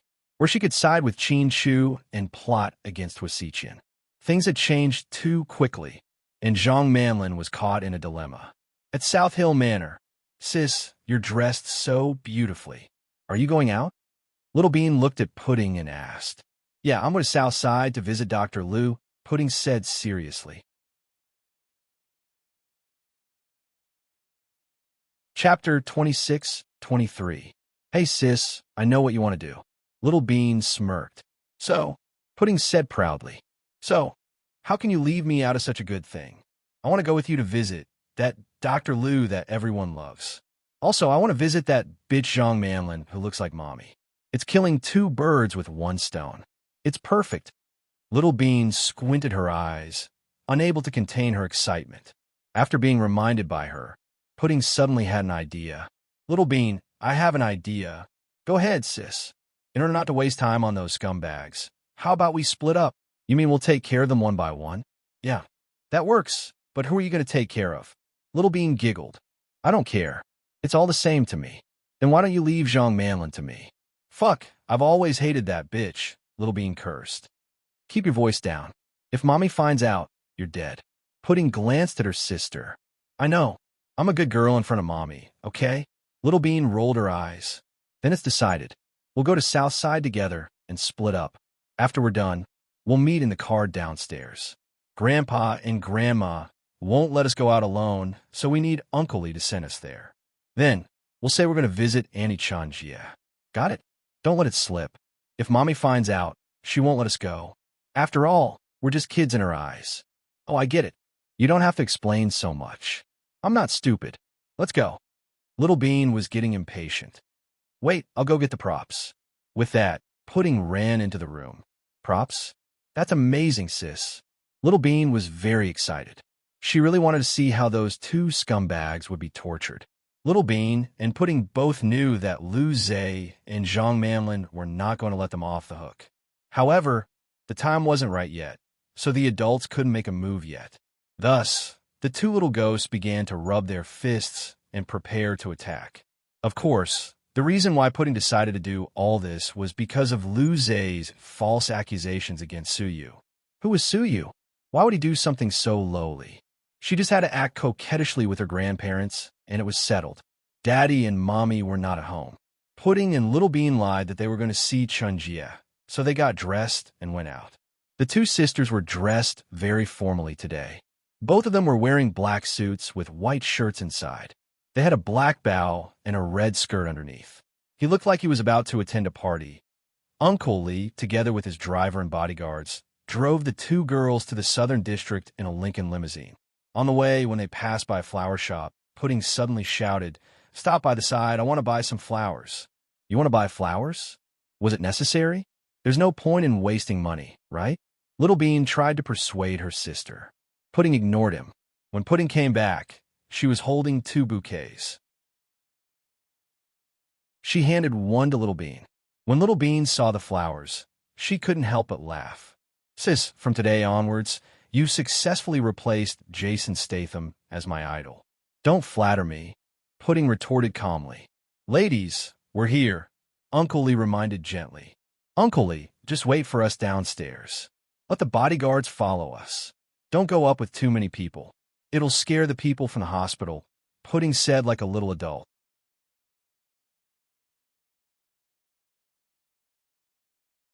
Chapter 26-24. "Yes, Mississippi. We'll do as you say." After Pudding and Little Bean got out of the car, two bodyguards followed them. Liu Zhe was in the ICU on the 3rd floor, while Zhang Manlin worked in the administrative office on the 6th floor. The two sisters took the flowers and said goodbye to each other in the lobby. The ICU on the 3rd floor. Liu Zhe was lying there, recovering. He watched the news on his phone. He didn't expect the pressure from the public to be so great. He wanted to ruin Su Yu's reputation first. then deal with him bit by bit. He didn't expect that one move would put Su Yu in such a difficult situation. Of course, he didn't know that Huasiqian was the one behind it. He wanted to create a rift between Qin Shu and Huamin. He thought that he was lucky to put Su Yu in such a difficult situation. His injury wasn't that serious. Although 2 of his tendons were broken, he was saved in time, and the orthopedic doctors at Southside were very good. After the surgery, he would recover in 3 months. However, the media made a big deal out of it. They said that Su Yu was jealous and caused the genius doctor at Southside to be disabled. What kind of genius doctor was Lu Zhe? He wasn't disabled. However, the public didn't know about this. Lu Zhe proudly scrolled through Weibo on his phone and saw the keyboard warriors criticizing Su Yu angrily. Some even donated money to Lu Zhe. Some even visited him in the hospital.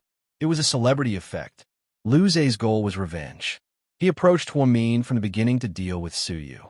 "Dr. Lu, someone's here to see you," the nurse said sweetly. "No, I'm not feeling well." Lu Zhe thought it was some fans and pretended to be asleep. "It's not a fan. It's Vice Director Hua's daughter. She's so cute," the nurse said. "Who? Vice Director Hua's daughter?" Lu Zhe asked in disbelief. "Yes, she's Huamin's daughter. I don't know if she's the eldest or the second, because they look exactly the same." "How many came?" Lu Zhe was confused. "Only a little girl." "Where's the vice president?" "I don't know. The vice president went out in the afternoon and hasn't returned." "If that's the case, then let her in." Lu Zhe was curious as to why the vice president's daughter would come to see him, but Lu Zhe thought to himself that a 3- or 4-year-old child wouldn't know anything. She wasn't a threat at all, so he let his guard down. In fact, he really regretted it later. Why did he underestimate this child? How was this a child? Clearly, it had become a spirit. "Uncle Lu Zhe, is that you?" Pudding asked politely. "I am. I'm Huamin's daughter. My name is Qin Zhao Zhao, but you can call me Pudding." Pudding introduced herself. "Oh, hello, Pudding." Lu Zhe smiled. A few nurses also came over to watch because the daughter of the deputy director was really too beautiful. Her appearance was like her father's, and her IQ was like her mother's. She was simply perfect. It's like this. "I heard that you had an accident and were sick, so I came to see you. After all, you're my mom's colleague." "Oh, thank you, baby." Lu Zhe continued to smile. "I passed by a flower shop on my way here, so I bought you a bouquet. I heard that flowers are perfect for patients." Then Pudding took out the bouquet she had been carrying and placed it in Lu Zhe's hand. Lu Zhe's face fell when he saw the bouquet. He felt terrible. Chapter 26-25. Lu Zhe looked at the chrysanthemums in his hands with a heavy heart.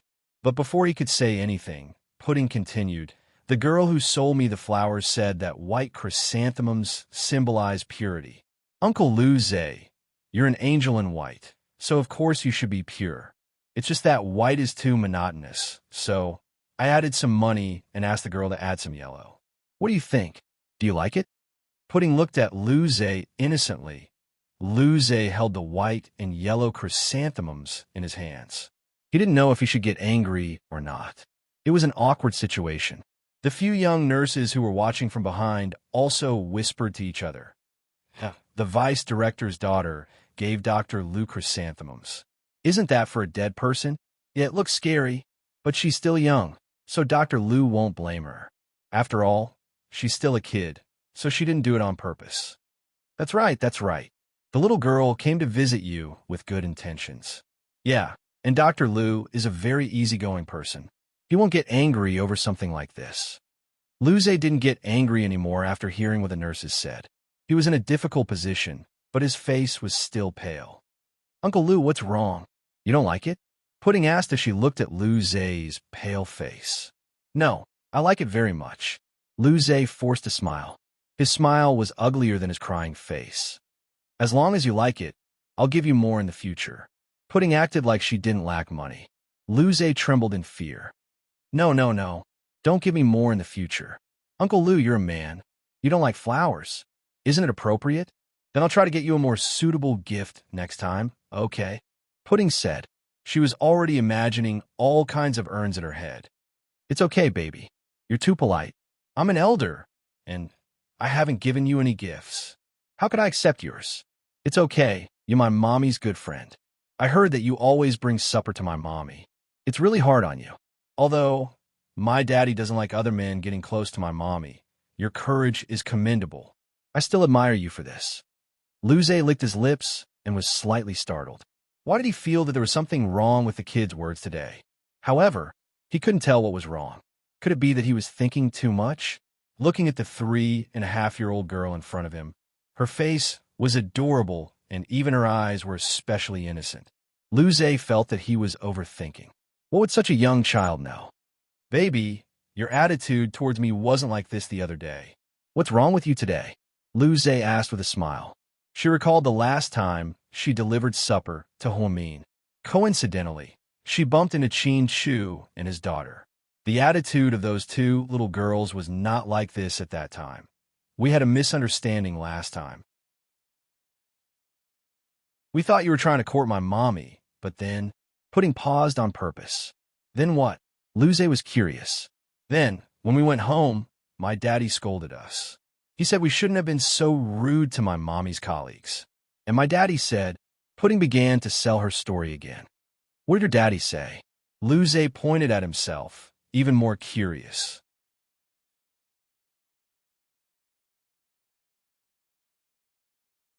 Chapter 26:26. My daddy said, Uncle Luce, you're an adult. How could you do something so stupid? Since you're from a well-off family, how could you destroy someone else's family and be a homewrecker? What's more, everyone knows their own limits. Even a toad wouldn't dream of eating swan meat all day long, right? Luce was speechless. After Pudding finished speaking, he could more or less tell that this little brat was here to teach him a lesson and go against him. She even compared him to a toad who didn't know his place. Huh, Uncle Lou, why aren't you saying anything? Did my daddy say something wrong? Pudding tilted her head and asked. Yes, what her daddy said is right. Luce gritted his teeth and said each word slowly, trying to hold back his anger. So, after Pudding and I heard what Daddy said, we felt guilty. We misunderstood Uncle Luce. We heard that you were hospitalized, so we came to see you. Ah, thank you. Luce didn't like Pudding. Uncle Lou, does your wound still hurt? Pudding asked. As she spoke, she looked down at Luce's wrist that was wrapped in white gauze. He just had surgery and was in a cast. He didn't dare to move too much. It doesn't hurt anymore. Luce forced himself to answer. Pudding turned around. Sis, I'm thirsty. The nurse immediately ran over. What do you want to drink? Water or something else? Can I have Coke? Mommy rarely lets us drink at home. Sis, can you buy me a bottle? Pudding lowered her head and took out 10 yuan from her bag. Hey, you don't have to pay. I'll buy you a drink. Then, the nurse turned around and ran out. In less than a minute, she took out a black bottle of Coke from the vending machine outside and handed it to Pudding. Pudding took a small sip and then suddenly sneezed. The movement was very big. Her body tilted forward, and the cola spilled right onto Luce's wrist. The gauze on his wound was instantly wet. What are you doing? Luce was furious. He didn't have time to think and yelled at Pudding. Pudding panicked and reached out her hand to press on Luce's wound. I'm sorry, Uncle Lou. I didn't do it on purpose. Let me wipe it for you. Although he said he was wiping, he used all the strength in his body every time he pressed. Luce was in so much pain that he was sweating profusely. Go away, don't touch me. Call the doctor over to change my bandages. Hurry. Luce roared. The nurse behind her caught Pudding in time, preventing her from being pushed down by Luce. Dr. Lou, the child didn't do it on purpose. How could you push her? She almost fell. The nurse looked at Luce angrily. What do you know? This kid did it on purpose. She's evil, Luce said, pointing at Pudding. Uncle Lou, I'm sorry. I really didn't mean to. Pudding's eyes were filled with tears. Get out. Luce felt a headache coming on when he saw Pudding. The wound was wet from the cola, and it hurt so much that the child pressed on it a few more times. Luce felt like he was going to faint from the pain. If it weren't for the fact that this child was from Huamin and Qin Chu's family, he wouldn't want to make enemies for himself. He would have slapped the child away to vent his anger. "What's wrong with Dr. Liu? Why are you so angry?" The nurses at the door were also dumbfounded. Pudding walked to the door and said in a low voice, "Sisters, I think Dr. Liu's not only injured in his hand, but he's also mentally ill. I suggest you go to the psychiatry department and find a doctor to take a look at him." Then, Pudding opened the door proudly and left, completing her mission for the day perfectly. On the other hand, Pudding stumbled her way to the finance department.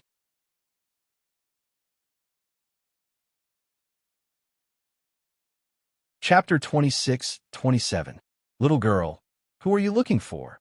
A female colleague asked immediately when she saw a little girl walk in. Little Bean stopped the bodyguard at the door and didn't let him in. There were so many people in the finance department, and it wouldn't be dangerous.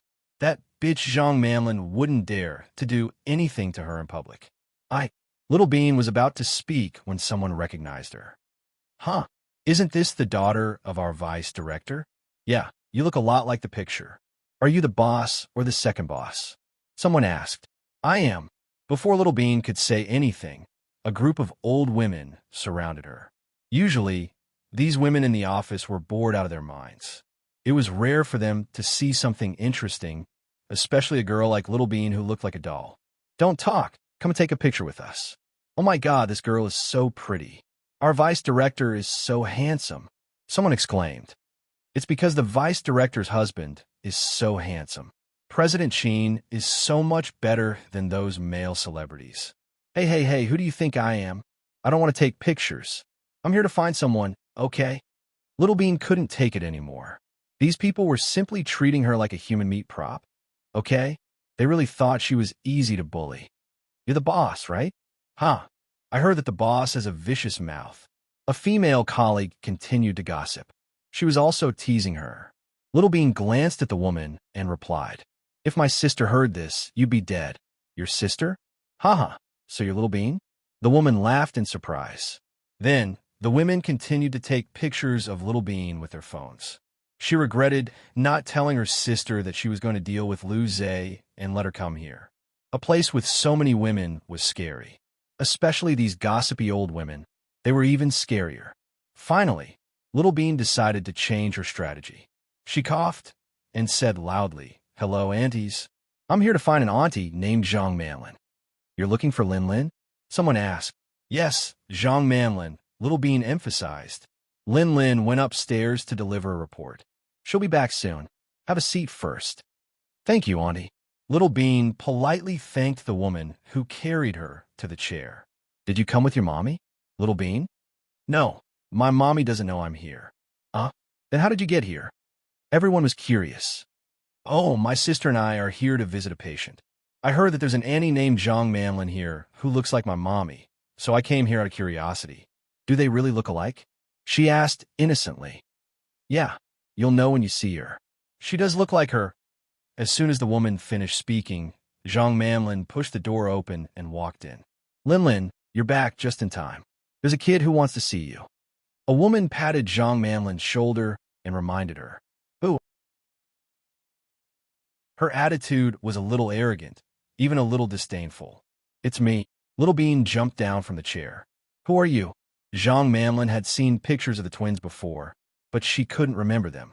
Recently, she had been thinking about Qin Shu, so she couldn't remember when she saw Little Bean. "I'm Little Bean, the daughter of Qin Shu and Huamin. To be exact, I'm their second daughter." Little Bean introduced herself generously. "What do you want from me?" Zhang Manlin's tone became colder when she heard that she was Huamin's daughter. She didn't have any patience for children.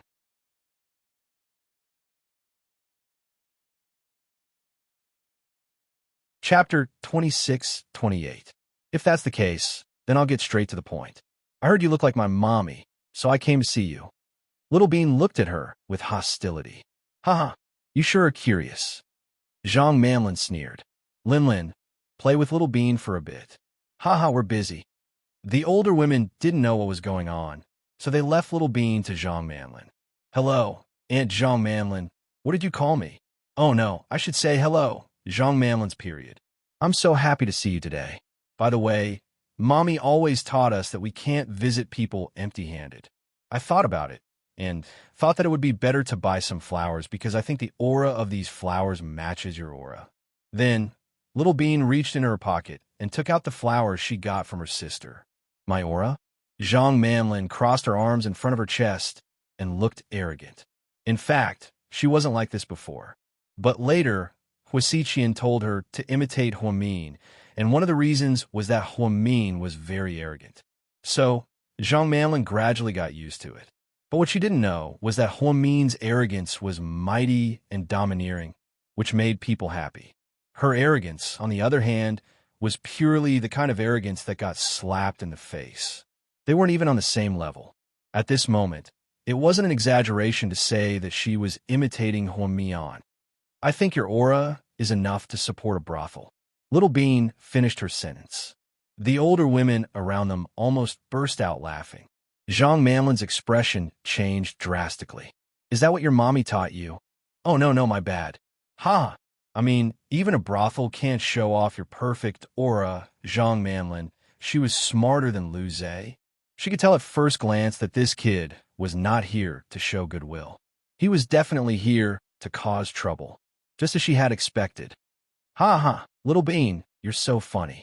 You don't look like your mommy and daddy. An older woman chimed in. I'm a genetically mutated species. I'm different from my daddy and mommy. I'm different from my twin sister, Little Bean said proudly. Little Bean's words made everyone burst into laughter. Zhang Manlin stood at the door, annoyed. She walked back to her desk and ignored Little Bean. Little Bean dug around for a long time before she finally took out the chrysanthemum that had been crushed beyond recognition. Annie Zhang, flowers for you. I hope you'll be in a good mood every day. Little Bean began the routine that her sister had taught her. How can I be in a good mood when you're giving me chrysanthemums? Kid, are you doing this on purpose? Zhang Manlin pulled a long face. Who said that? I've checked the language of flowers. White chrysanthemums represent nobility and purity. Annie Zhang, don't you admit that you're noble and pure? Could it be that he's evil and sinister? You. Zhang Manlin didn't expect Little Bean to be so sharp-tongued. However, the flowers were squashed by my bag. They really don't look good, so I help you pluck them and turn them into petals for you. Then, she plucked the flower petals and sprinkled them on Zhang Manlin's head. Immediately, the white flowers scattered all over her head. Everywhere was filled with white flowers. Zhang Manlin was furious. What the hell are you doing? Do you want me to call your mommy over to teach you a lesson? When she was angry, she naturally opened her mouth. Little Bean took the opportunity and stuffed something into her mouth. She was so fast that Zhang Manlin didn't even have time to react. While he was talking, he swallowed the thing in one gulp. Kid, what did you feed me? Zhang Manlin was going crazy.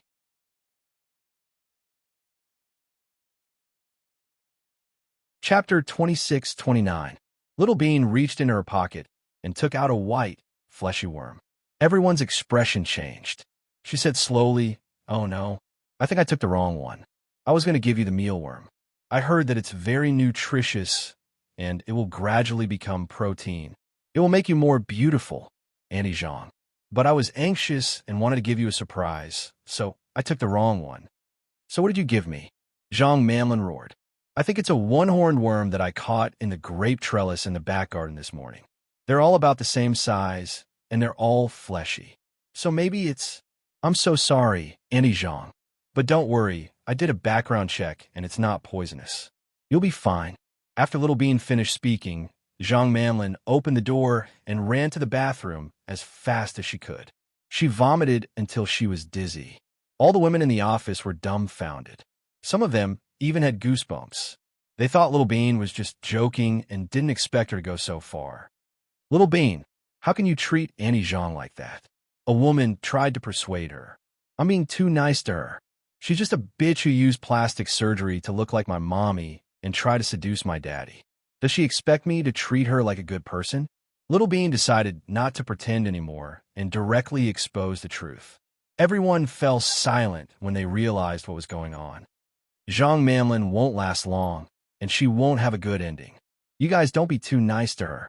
Most importantly, If you get too close to her, you might be affected if something happens to her in the future. Don't be like the fish in the moat, understand?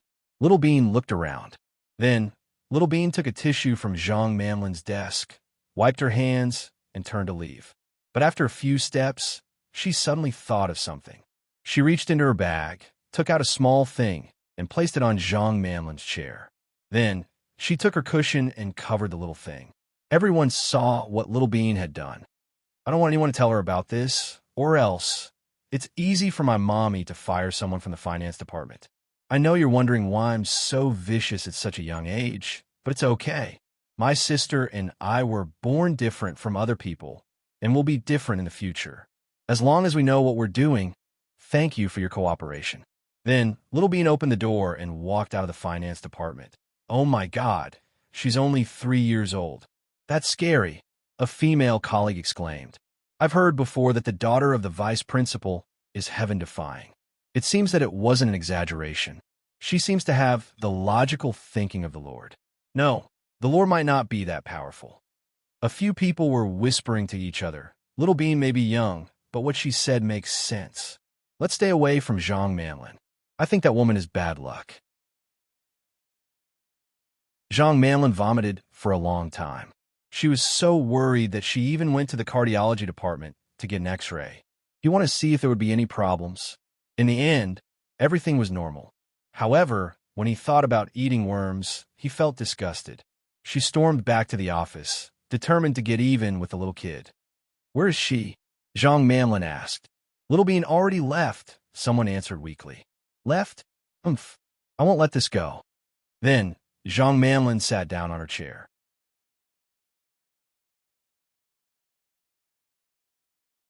Chapter 2630. 3 seconds after Zhang Manlin sat down, she heard a bang under her, but it sounded like something exploded. Then, Zhang Manlin screamed and smelled the chemical smell of firecrackers. Little Bean had placed a small firecracker under Zhang Manlin's seat. It was the kind that would explode under pressure. Luckily, it wasn't very strong and Zhang Manlin was wearing thick pants, so it only scratched her but a little. She was so embarrassed when she went to the surgery room to apply ointment. The entire left side of his buttocks was red. It was the kind that would hurt when touched. Although it wasn't a serious injury, it was deeply humiliated. Damn that kid, Zhang Manlin swore to herself. The two sisters finally met up in the car. Sis, how are you? Little Bean asked with a smile. Everything went well. How's that scumbag Lu Zhe? I poured coke on his wound. He probably has to apply ointment again. He won't be able to sleep well tonight, Pudding said nonchalantly. Haha, good job. What about you? Me? I followed the original plan and gave bitch Zhang a chrysanthemum. No, to be exact, I sprinkled the petals on her head and stuffed a meat worm into her mouth. Pudding, I went to the grape trellis in the back to look for a long time. Luckily, I found a chubby one. It must taste good, haha. Please don't say it. I still have lunch. Pudding was so impressed by Little Bean that she almost sympathized with Zhang Manlin. When I left, I even put a small firecracker under her seat. Ha! I think her, but is going to explode by now. Good job, Uncle Lee. Let's go, Pudding said. Yes, Mississippi. Uncle Lee took the twins back to South Hill Manor. Chun Jie had been busy the whole morning and only heard about it during lunch. Pudding and Little Bean had been here. But if the vice director knew about it, he would probably.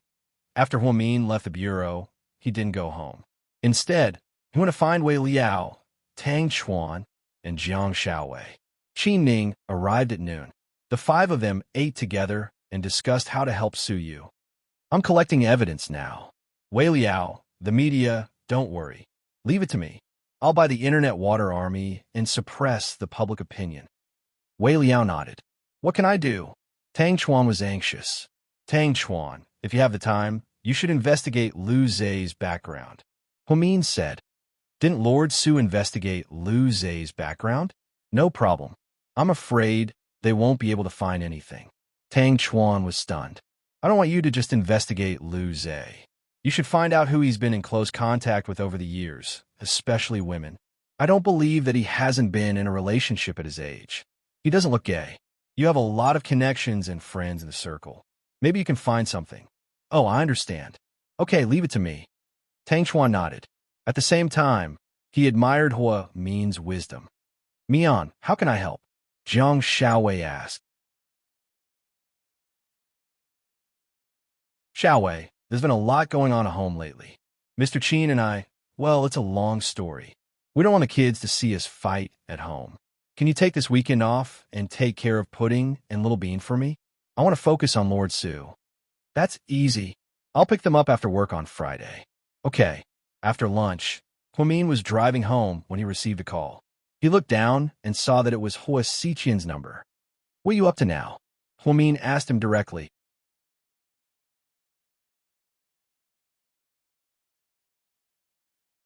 Chapter 2631. "Mian, I'm so jealous," he said. "Jealous of what?" Huamin furrowed his brows slightly. "I used to be jealous of Qin Shu, and now I'm jealous of Su Yu. Why are you so nice to everyone but me?" Hua Xiqian sounded a little sad. When he found out that Huamin was constantly running around for Su Yu, he actually felt a little sad. It wasn't just jealousy, it was also sadness. In short, his feelings were very complicated. "Hua Xiqian, do you still not understand at a time like this?" Huamin asked faintly. "Understand what?" "I'm nice to Su Yu because Su Yu is nice to me as well. Friendship is mutual. No one can enjoy other people's kindness without reciprocating." "I don't agree with you. I'm nice to you as well, even nicer than Su Yu, but you're nice to me." Hua Xiqian paused. "Is that what you're nice to me?" Huamin asked back. "Isn't it?" "Of course not. Your kindness is selfish and built on your happiness. As long as you're happy, you don't care if I'm sad or not. So it's not nice. Su Yu is different. He stands on my side and considers everything for me. He's a very trustworthy friend, but you're not. You only know how to possess, destroy, and drive a wedge between us." "Huh? Do you think that even if I don't drive a wedge between you and Qin Shu, nothing will happen between you and Qin Shu?" Hua Xiqian sneered. "It doesn't matter if there's something going on between us. I won't forgive you just because you interfered. It's that simple." "Hua Xiqian, you're in your 30s. Don't be so irrational and immature, okay?" "But Mian, I love you very much." Hua Xiqian blurted out, but Huamin was already calm. "I don't want your love. I can't take it." "You can. You're the only one in the world who can take it. Mian, be a good girl and leave Qin Shu, okay? He doesn't really love you. He's hiding a lot of things from you. It's just that you don't know. If you knew, you wouldn't be as stupid as you are right now." Hua Xiqian coaxed Huamin like he was coaxing a child. "Save it. Don't do something so childish." I won't believe you. I'll always trust Qin Shu unconditionally. No matter what he does or what he's hiding from me, he'll always be the man I love the most." It's easy to get lost in life. I used to be very conflicted about how to choose between Qin Shu and me. But once I make up my mind, I'll never turn back. That's how I conduct myself. So, Hua Xiqian, stop talking. No matter what you say, I won't change my mind. Huamin said word by word. "Ha!" Hua Xiqian chuckled in a low voice. Huamin didn't respond because he didn't know what Hua Xiqian was going to say next. "My silly girl, but it's good. It's because of your stubbornness that I'm deeply moved by. My little sister Mian.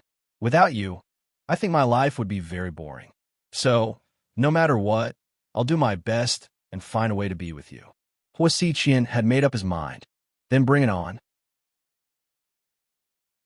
Qin Shu and I will fight you one day," Huamin said coldly. "Wrong, you're wrong." Hua Xiqian's tone was exceptionally gentle.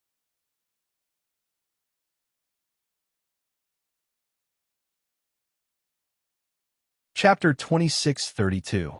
"This battle has never been between Qin Shu, you, and me. It's between you and me," Hua Xiqian said in a low voice. The first time he saw Huamian, everything was destined to happen in the future. Therefore, instead of saying that it was a battle between Qin Shu, Huamin, and Hua Xiqian, it was better to say that it was a battle between Huamin and Hua Xiqian. "I don't want to argue with you. It's meaningless." Huamin was about to hang up the phone. "Mian, you should spend as much time with your daughters as possible, right?" Huamin's heart skipped a beat when she heard this. Then she shouted angrily, "Hua Xiqian, what do you want? If you dare to touch my daughters, I'll kill you." "Don't be impulsive. I know you love the twins to the core. I won't touch them, don't worry. Then what did you mean by what you said just now? Humin began to feel uneasy. After all these years, based on her understanding of Hua Xiqian, no matter how crazy he was, he wouldn't say something like this. Nothing, I'm just worried that if you guys separate, you'll miss them. That's all. My daughters and I won't separate, even if we die. After speaking, Huamin angrily hung up the phone. After Huamin hung up the phone, she realized why she was so angry. This wasn't her style at all.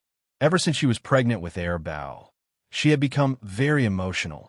It seemed like pregnant women had a hard time controlling their emotions. She drove with one hand on the steering wheel and gently touched her flat belly with the other. Baby, don't be afraid. No matter what, you have to be with mommy and daddy. Our family will be together forever.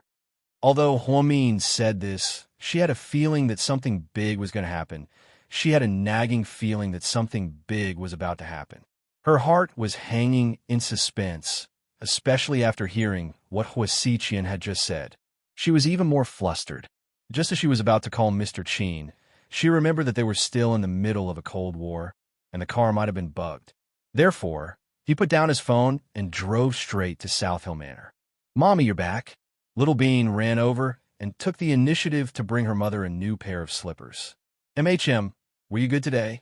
Huamin still didn't know that the twins were going to Southside. Good. My sister and I have always been good, Little Bean answered straightforwardly. Is Daddy back? She came back, changed her car, and went out again. Pudding said calmly. Then, did he say where he went and when he'll be back? He didn't say. Pudding answered. Oh, okay. Huamian nodded, picked up her bag, and was about to head upstairs. Mommy, don't worry.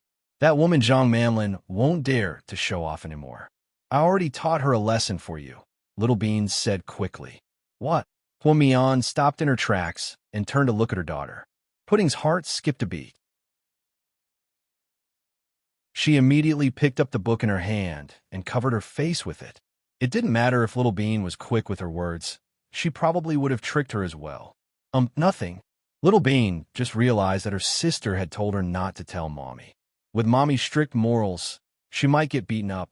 Little Bean, what happened? Hurry up and tell Mommy. Huamin turned around and held Little Bean's shoulders with a serious expression. I went to Southside with my sister today, and Huamin raised his eyebrows. And then we helped Handsome Sue deal with Lu Zhe, and we help you deal with Bitch Zhang. Oh no, Zhang Manlin. Little Bean bit her lip and whispered.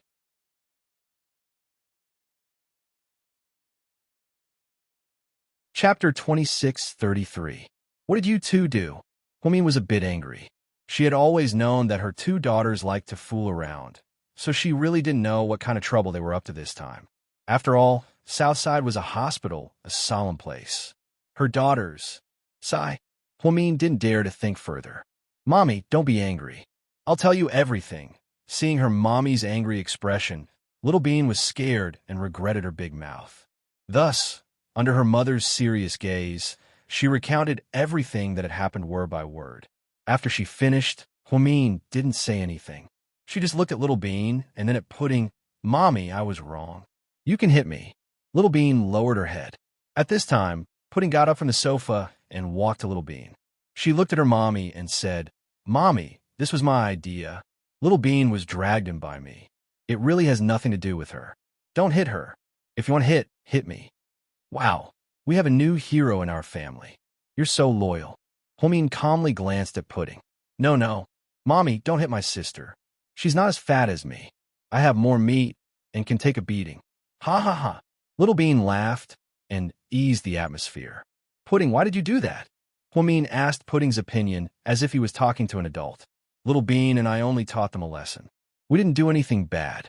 If Mommy wants to punish us, then punish us. I have nothing to say, but I won't admit my mistake because I didn't do anything wrong. You've been telling us what's right and wrong since we were young. Now that we've met a bad guy, isn't it right to teach him a lesson? Pudding was a very calm girl. She was very rational and logical. What she said was very reasonable and persuasive. Her thoughts were clear and orderly. Not only was she eloquent, but her mind was also very flexible. For a moment, Huamin felt as if he had seen himself in his childhood. His heart was filled with emotions. In the end, she sighed slightly. You two don't have to be nervous. Mommy doesn't blame you for this, Huamin said. Pudding and Little Bean looked at each other in disbelief. Mommy, are you really not going to punish us? Pudding is right. You guys didn't do anything wrong. If we had to accept and forgive bad people, then the world would be a mess. Lu Zhe and Zhang Manlin are not good people, but you guys are still young. Leave it to us adults. Don't be too reckless. If you guys get hurt, your daddy and I will be worried. We won't. We have bodyguards with us. Plus, in a public place like that, even if Lu Zhe and Zhang Manlin hate us, they can't do anything to us. Little Bean smiled. You're getting bolder and bolder every day. Huamin gently pinched Little Bean's face. Suddenly, she felt nauseous. She quickly covered her stomach with her hands and rushed to the bathroom. What's going on? Mommy, are you sick? Are you not feeling well? Little Bean was confused. I'm afraid that the scapegoat we've been waiting for is coming. Pudding was still calm.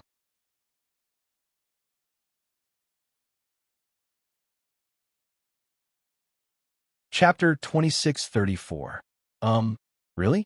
Sis, don't bully me because I'm not well educated. Pudding looked confused. Pudding didn't bother to explain. She turned around and went back to watching TV on the sofa. Huamin went upstairs and locked the door. Then, she rushed into the bathroom and threw up. She didn't have such a big reaction when she was pregnant with twins. It had only been a month. How could she be so sick? It seemed like she had to eat less. She couldn't let anyone find out, especially Huasiqian spies at home.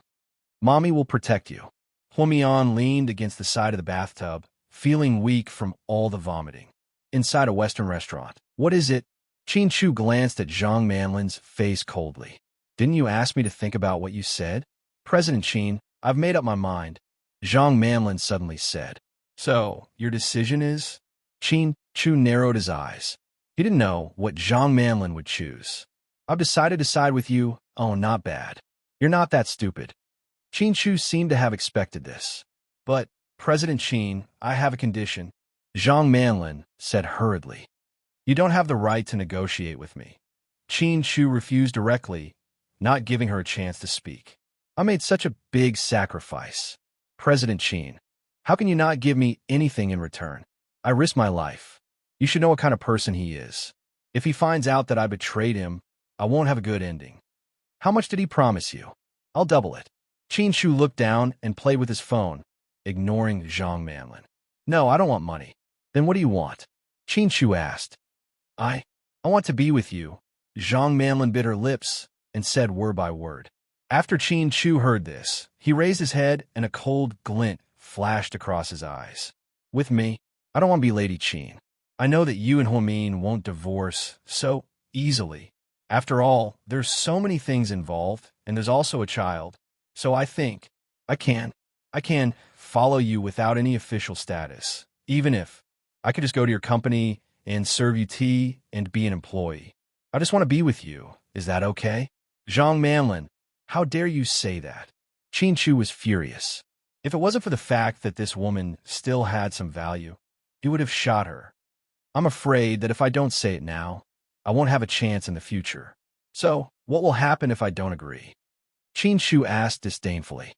Then, I won't do anything, but I won't tell you anything about him. After all, I don't want to risk my life to do something like that. Very well, then I'll tell you. Listen carefully. You only have two choices. 1.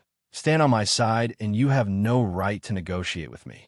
2. If you don't stand on my side, I will make you disappear within 3 days. President Qin, are you threatening me? Zhang Manlin's heart sank. What did he mean by disappear? Was Qin Chu going to kill her? She didn't expect this at all. This man, who looked so handsome and was like a god, would actually kill people as if it was his daily routine. Threaten? Huh, you can think of it that way. I've never been a kind man, so you better think carefully. Qin Chu's lip curled up mockingly.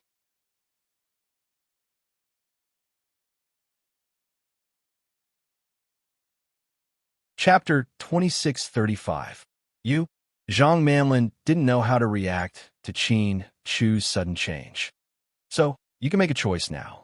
President Qin, do you not like me at all? Zhang Manlin asked shamelessly. To be more precise, she didn't know where she stood. Like you? Are you kidding me? Qin Chu looked at her as if she was a clown. But weren't you interested in me before? Zhang Manlin didn't want to give up. Are you saying that I have to fall in love with you just because you have the same face as my wife? Qin Chu asked back. President Qin, if I choose to help you then. I mean, you don't have a good relationship with your wife. Do you think I'll have the chance to be by your side? Zhang Manlin was still daydreaming at a time like this. I heard that my daughters went to see you today. Qin Chu suddenly changed the topic and talked about Little Bean and Pudding. Your daughters came to look for trouble. She messed up my office and laughed at me in front of so many colleagues. She even made fun of me and fed me bugs. Zhang Manlin complained to Qin Chu with an aggrieved face. So, Qin Chu looked calm. So, President Qin, I don't think the kids would do something like that for no reason. I think, oh no, the vice director said something bad about me to the kids. The vice director looks like a nice person, and everyone says she's kind and open-minded. But sometimes I think she's quite scheming. Zhang Manlin was very direct and didn't even bother to be tactful. She wanted to say all the bad things about Huamian in one go so that she could be happy. My daughters have always been like that. If their mommy didn't keep them under control, they'd be even worse than this. So, feeding you bugs is showing mercy. Zhang Manlin, President Qin, you're from the upper class. How can you educate your kids like this? It's okay that you're so busy with work that you don't have time. Vice Director, as a mother, how can you not educate your kids? Zhang Manlin actually wanted to say that the twins were uneducated, but she didn't dare to. However, Qin Chu still understood what she meant. Therefore, he retorted, my daughters are usually very obedient. They only go overboard when they meet scum. Zhang Manlin's face fell. Of course, I'm not calling you a scumbag. Little Bean probably just wants to play a prank on you. Even so, he shouldn't have gone overboard. Anyway, I don't think the child would have done that without the deputy director's instigation. When I see him at Southside tomorrow, I'll personally ask the deputy director about this. I can't let him suffer for nothing. What you should be thinking about now is which side you should stand on. Don't you think it's meaningless to think about anything else? President Qin, I don't want to be with you anymore. I just want to work at GK after this is over, okay? Zhang Manlin begged. Okay. This request was relatively simple, so Qin Chu gladly agreed. Then, I'll stand on your side. If he does anything, I'll report it to you. Okay. Then, Qin Chu stood up to leave. President Qin, the deputy director likes Su Yu. Do you really not care at all? Zhang Manlin asked unwillingly.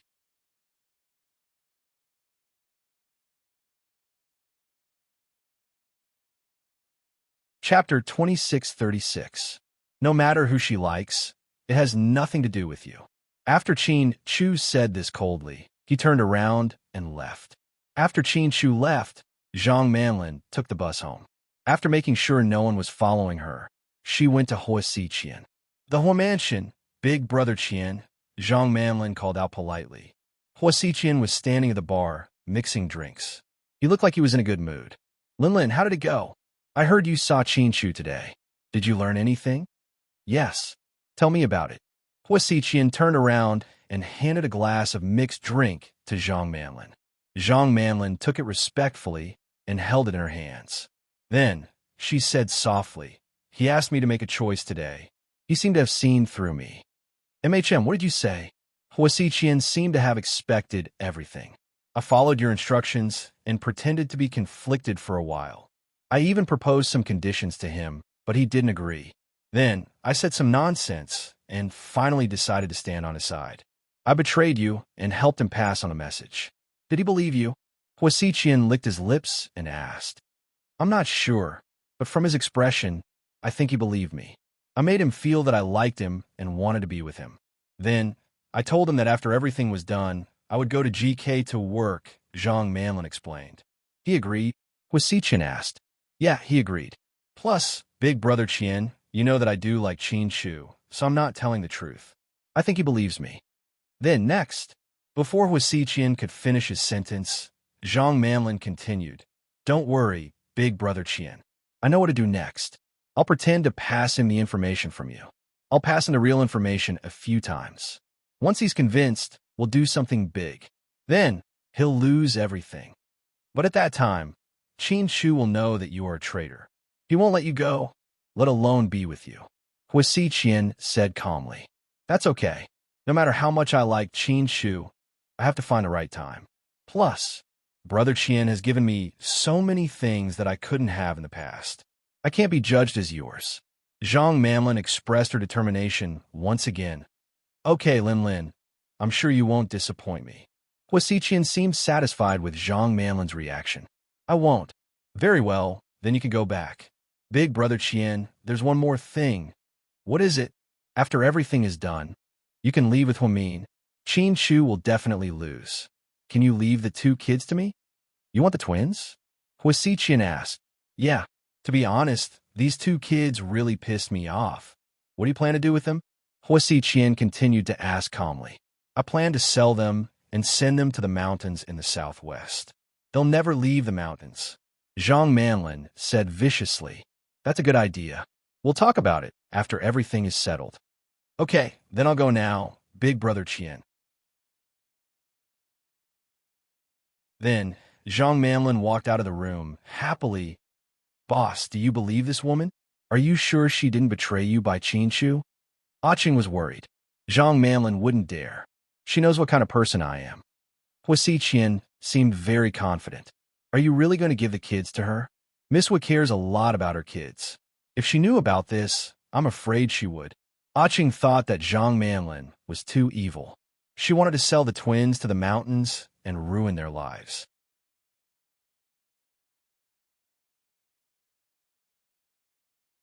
Chapter 26:37. Kids? How could I let her have a chance to touch the kids? So you're saying we can't let Zhang Manlin live? Huasiqian was very direct. Qing's expression changed slightly. Boss, you're saying, after we're done, Qing made a throat-slitting gesture. Huasiqian only smiled and didn't say anything else. When Qin Shu got home, it was already very late. First, he secretly went to see Gao Ran and asked him about Su Yu. When he got home, it was already 11 p.m. Huamin was already asleep. Perhaps it was because she was pregnant with her second child. Huamin was sleeping so soundly that she didn't even know that Qin Shu had come back. After Qin Shu went back to his room, he gently hugged Huamin from behind. Then he felt a trace of warmth in his heart. The room was bugged. Their words would be monitored, but their movements wouldn't be. So, Qin Shu just hugged Huamin and couldn't help but kiss her. Huamin's body scent had always been a great temptation to Qin Shu. Just as Mr. Qin was about to pull off Huamin's nightgown, she woke up groggily. Honey, she was about to say something. Qin Shu made a shushing gesture, reminding her that there was a bug in the house. Huamin immediately understood and asked deliberately, Why are you home so late? Aren't you busy with Su Yu's matter? Why do you have to criticize me? I don't want to fight with you. Go sleep in the study, Huamin said.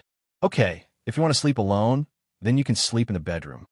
After speaking, Qin Shu got up and went to the study with a pillow. Then, Huamin followed him out. As soon as Qin Shu stepped into the study, Huamin followed. Why are you so bold? Aren't you afraid that the mole will see you? Qin Shu laughed. That Caillou is on vacation today. She's not home. Don't worry. Huamin sleepily sat on Qin Shu's lap and hugged his shoulders. Then, she sleepily kissed his forehead, leaving her saliva all over his face. But Qin Shu didn't mind. Did I wake you up? You look like you were sleeping soundly just now. Yeah, if I didn't wake up, I would have molested you. Huamin laughed. Molested? We are legal husband and wife huahuas. PSH, that's taking advantage of you. You touched me while I was asleep. Are you sure you didn't want to take advantage of me? Honey, tofu doesn't taste good. Do you have soy milk? Qin Shu smirked. Pervert. Huamin immediately understood what Qin Shu was talking about, and her cheeks flushed red. Honey, I want. Qin Shu licked his lips, his eyes full of lust. I can't. Why? Is your Aunt Flo here? No, it's not the right day. Shu always remembered Huamin's Aunt Flo better than herself. No, it's not because of Aunt Flo, then why is it? Because, I can't tell you now. I promise to tell you in a while, don't ask. Huamin leaned on Shu's shoulder and whined. Okay. I won't ask. Can I hug you? Sure. Can I kiss you? Shu kissed her lips. Yeah, sure. Huamin answered randomly. Then can I touch you? Shu's hand slid down her body smoothly.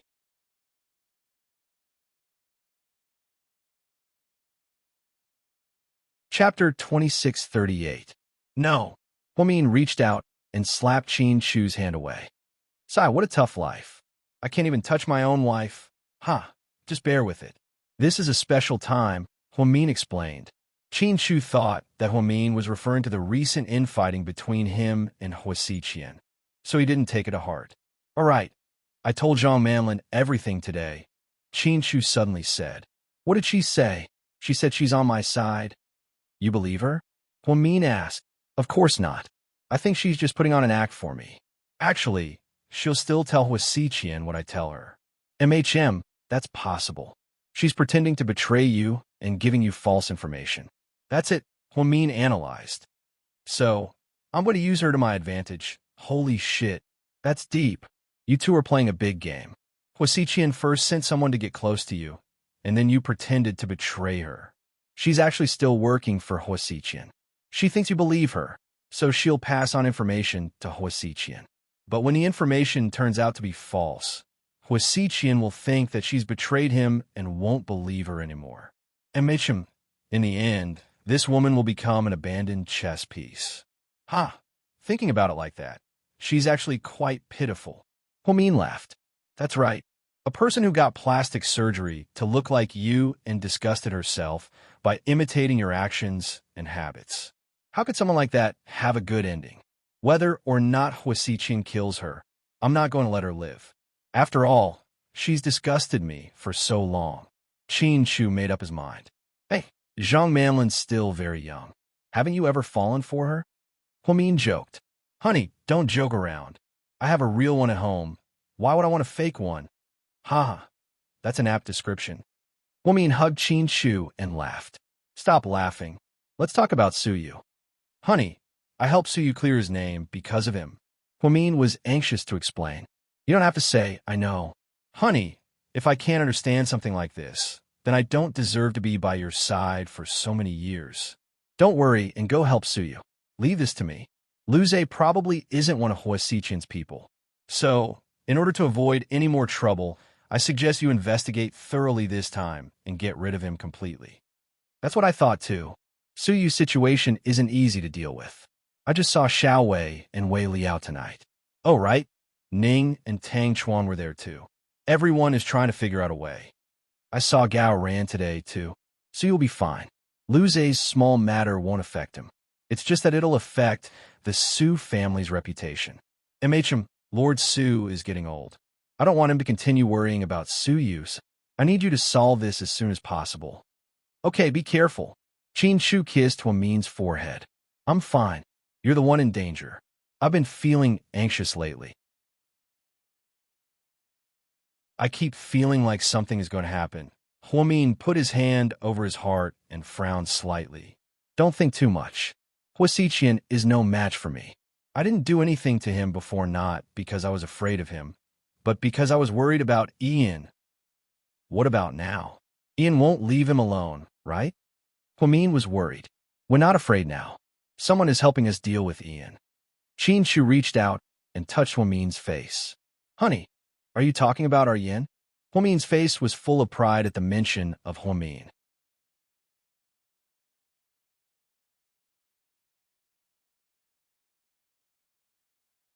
Chapter 2639.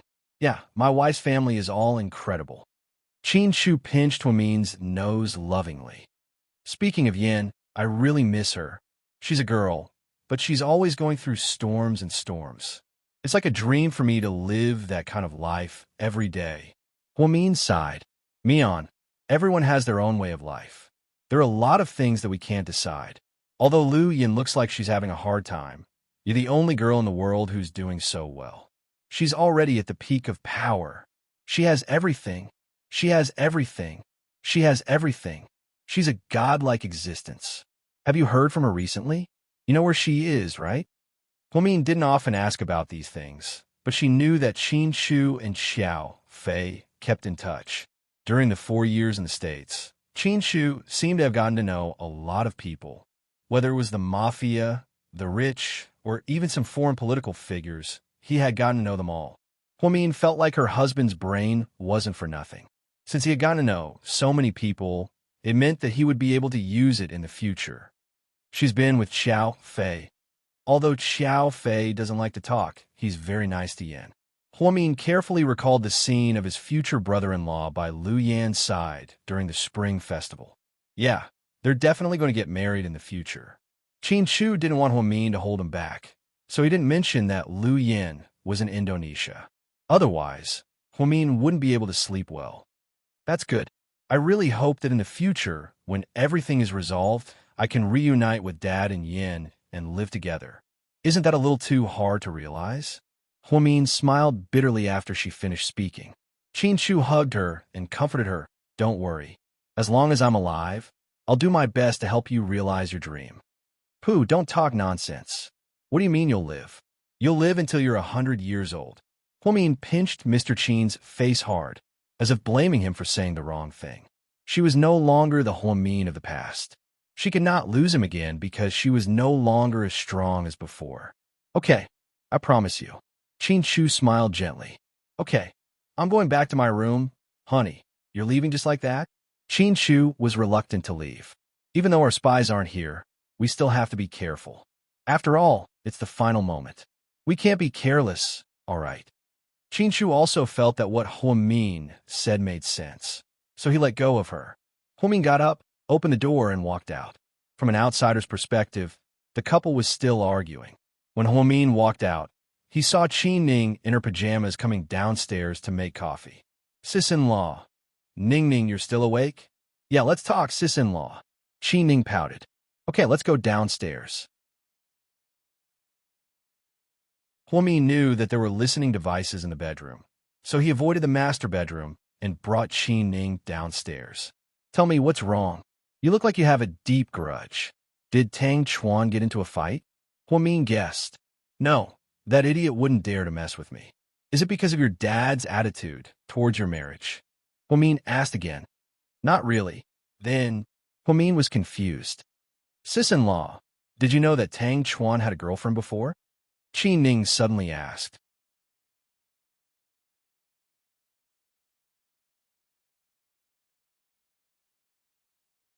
Chapter 2640.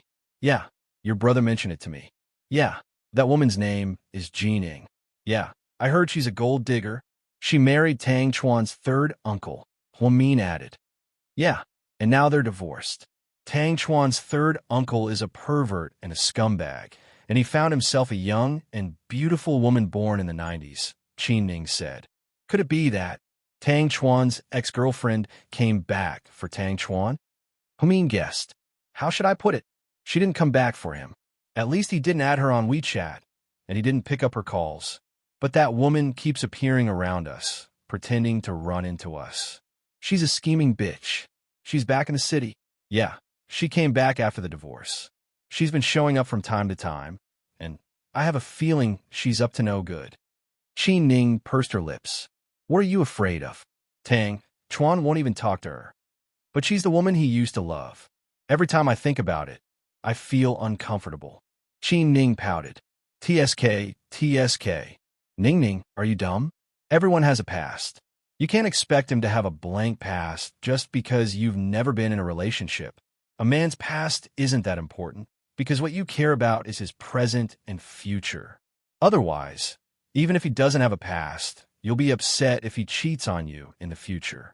Sis-in-law, you're right. I'm being too pretentious.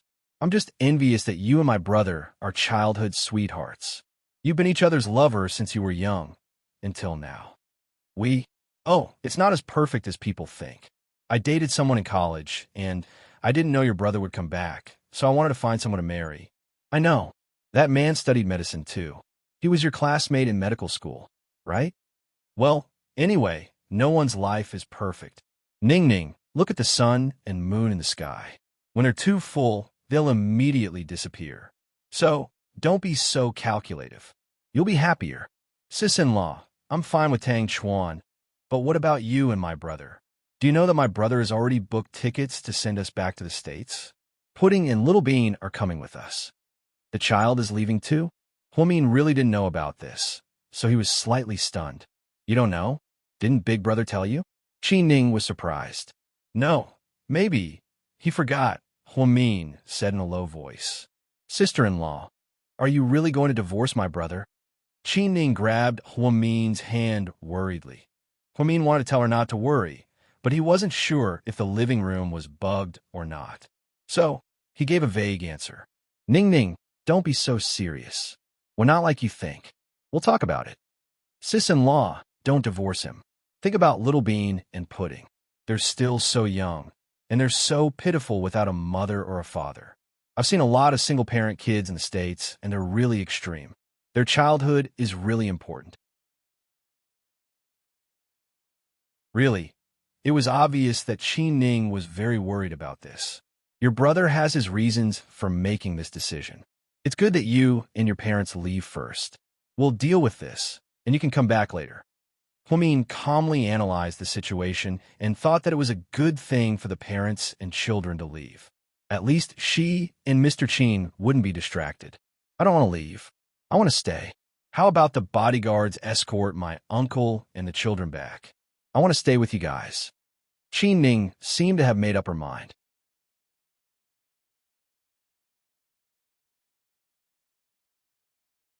Chapter 26:41. Ning Ning, we're really fine. Huamin didn't know whether to laugh or cry. No, I don't believe you. You two have high EQ, and your words might have other meanings. I'll keep an eye on you. After chatting with Huamin, Qi Ning went back to bed.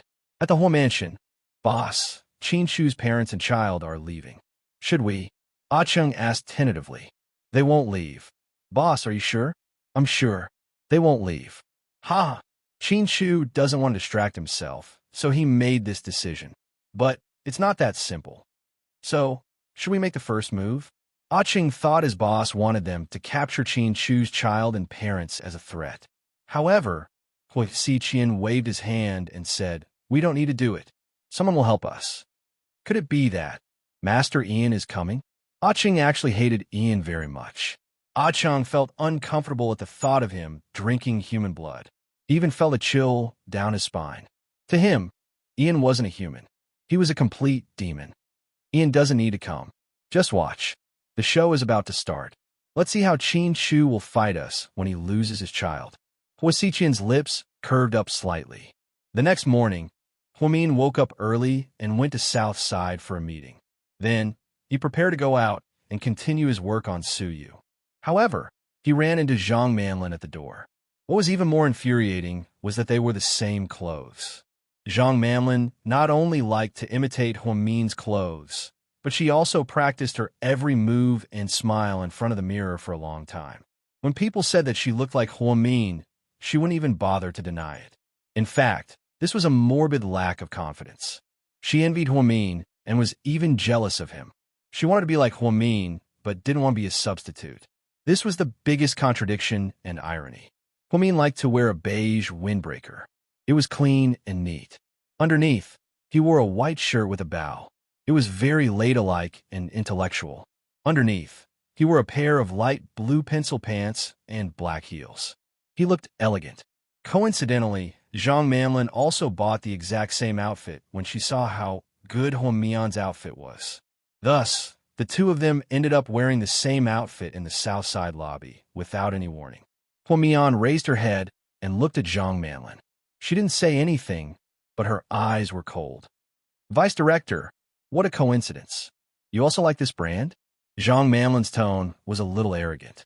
Unfortunately, you're quite rich. You can afford a windbreaker that costs more than 30,000 yuan. I think it's a waste for a rich person like you to be Southside's treasurer. Huomin's words were full of disdain. Haha, Vice Director, you misunderstand. My family isn't very well off. I was born in the countryside. How could I have so much money? But I don't like to wear fake brands. So I had to ask my friend to buy it for me. My new boyfriend is a young, handsome, and famous entrepreneur. He's very rich and loves me a lot. So it's not strange for me to wear this. My boyfriend also said that he'll buy me the exact same clothes you have. Zhang Manlin's words were obviously meant to piss off Huamin. She kept hinting that her boyfriend was Qin Shu.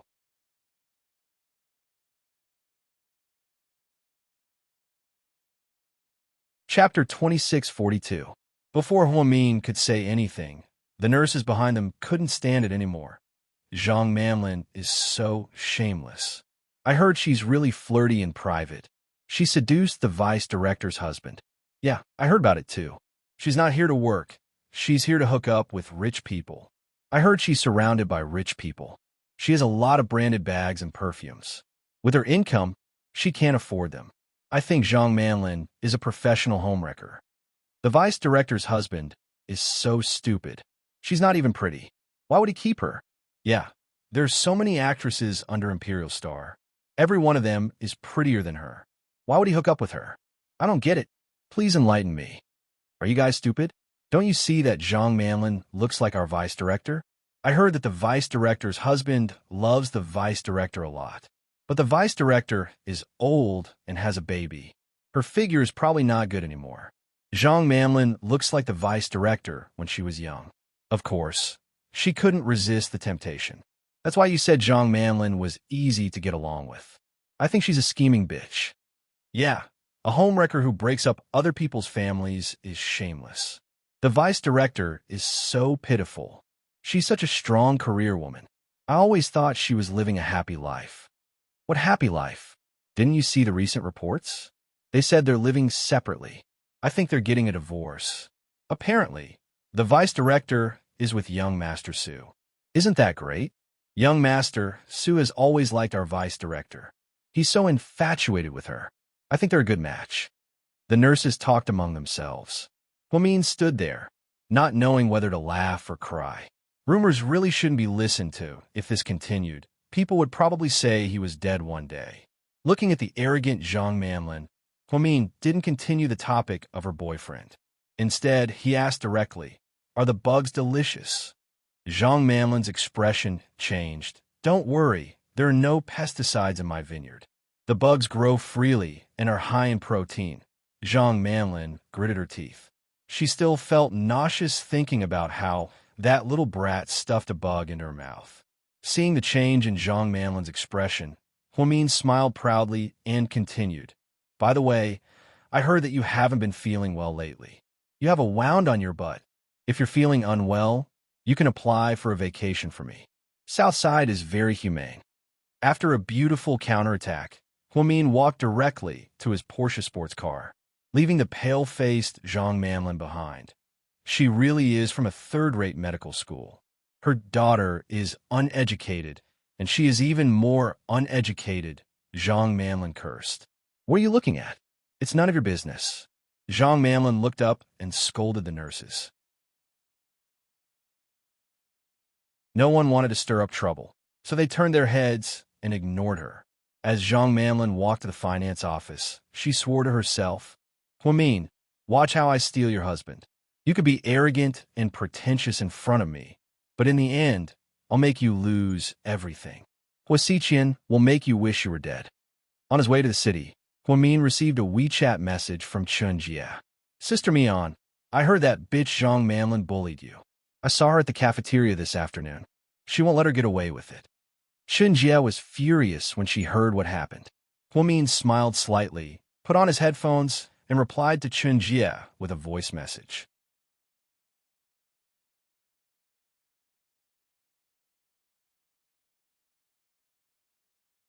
Chapter 2643. "It's okay, Jia. You don't have to." Huamin smiled. He didn't seem to be angry at Zhang Manlin's behavior. "How can you do that? If you don't get angry, she'll think you're easy to bully. If a tiger doesn't show its power, she'll think you're a sick cat. You're our vice director now, and even in the past, you wouldn't be afraid of her. Song Yisher is so powerful, but you can handle her so well. Chun Jie was a gentle woman, but even she couldn't stand it anymore. Last night, she told an Yang about this. And Yang was so angry that he wanted to come to Southside to give Zhang Manlin a good scolding. Yeah, it's not about whether I'm scared or not. You have to know that a lion won't look back just because of a dog's bark. A general won't kill a fly even if he has a sword. If I keep arguing with a nobody like Zhang Manlin, then I won't have the time to deal with her. But Sister Mian, what if she's really a threat to you? Don't raise a tiger. Chun Jie was worried. Don't worry. She's not a threat at all. Plus, I'll deal with Zhang Manlin after I'm done with Suyu. That's good. I'm relieved. Chun Jie stopped asking after hearing Huomin's words. Huomin drove directly to the Municipal Public Security Bureau. Then he called Jiang Xiaowei, and Jiang Xiaowei can pick him up. Mian, you can see Lord Su, right? Let's go. I'll take you there. Jiang Xiaowei had always been a psychologist hired by the Municipal Public Security Bureau. She was highly respected there. No, I don't want to see Lord Su. Xiaowei, I want to see Lin Mingyu. What the? Why do you want to see him? Jiang Xiaowei was scared out of her wits. I want Lin Mingyu to do me a favor. Do you know him well? It's hard to talk to him. Will he help you? Jiang Xiaowei was worried. Forensic doctors had weird tempers. Jiang Xiaowei didn't think Lin Mingyu would help Huomin so easily. I don't care anymore. Let's give it a try, Huomin said seriously. Let's go then. Jiang Xiaowei brought Huomin to Lin Mingyu. Lin Mingyu was not in the office, and he was rarely in the office. Most of the time, he was in the autopsy room, dealing with corpses. He reeked of formalin. I heard that his conditions are getting better and better. Her temper was getting weirder and weirder. When Su Yin, the head nurse of the first hospital, introduced him to Huomin, he fell in love with Huomin at first sight. Unfortunately, Huomin and Qin Chu had already registered their marriage at that time. In other words, even if they had not registered their marriage, he would not have been Huomin's cup of tea. However, this guy was stubborn and had a good impression of Huomin. Is Dr. Lin here? Jiang Xiaowei asked at the door of the office. Dr. Lin is analyzing the data in the autopsy room. Why are you looking for him, Dr. Jiang? Lin Mingyu's assistant was polite to Jiang Xiaowei. Yes, it's an emergency. Can you help me contact him? Okay, I'll call him. As soon as she picked up her phone, the assistant pointed to the other side and shouted, "Hey, he's back." Huomin and Jiang Xiaowei turned their heads and saw Lin Mingyu walking over in his white coat with a stack of documents in his hand. Dr. Lin, I want to ask you for a favor. Huomin did not try to curry favor with him and directly stated his purpose of visit. Jiang Xiaowei thought that Lin Mingyu would reject him directly. To her surprise, he glanced at Huomin and replied calmly, "Come in."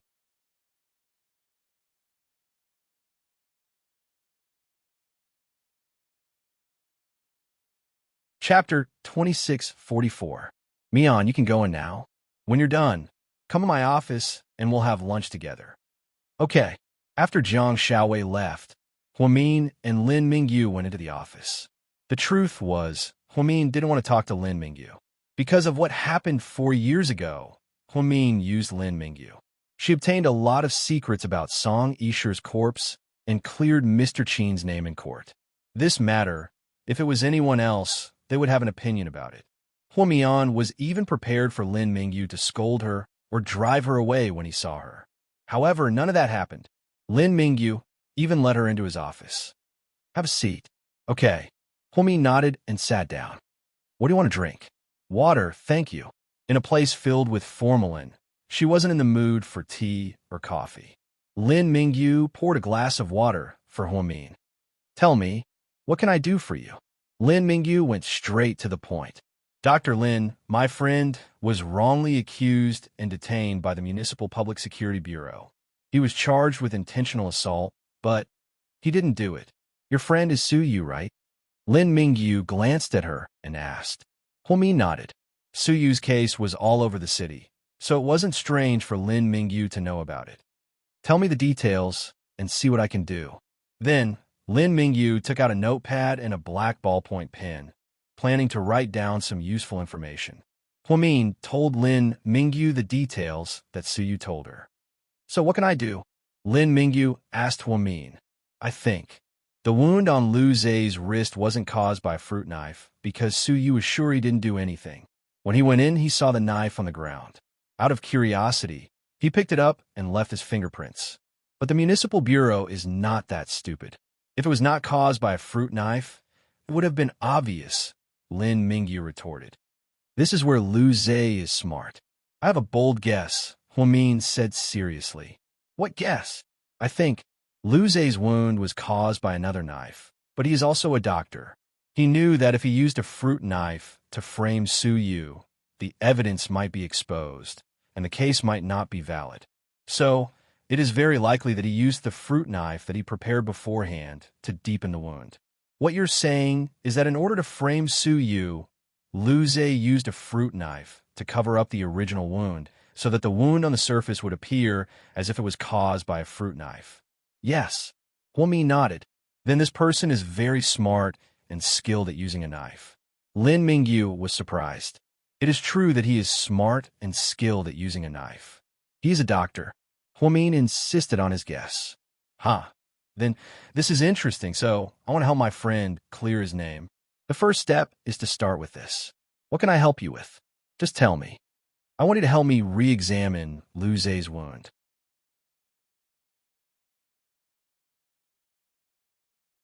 See what kind of knife wound he was hiding under the original wound. You can do it yourself, Huamian. I heard that you were given an exception for the exam, and the time you used to perform an autopsy was unbelievable. You shouldn't ask me for help. You're a medical genius yourself. Lu Zhe's eyes were filled with admiration as he spoke. But I am not a forensic doctor. My results are not convincing. The Municipal Bureau and the judge won't accept it, but you have the right to do so, Huamin said word by word. But why should I help you? Lin Mingyu looked at him and asked calmly.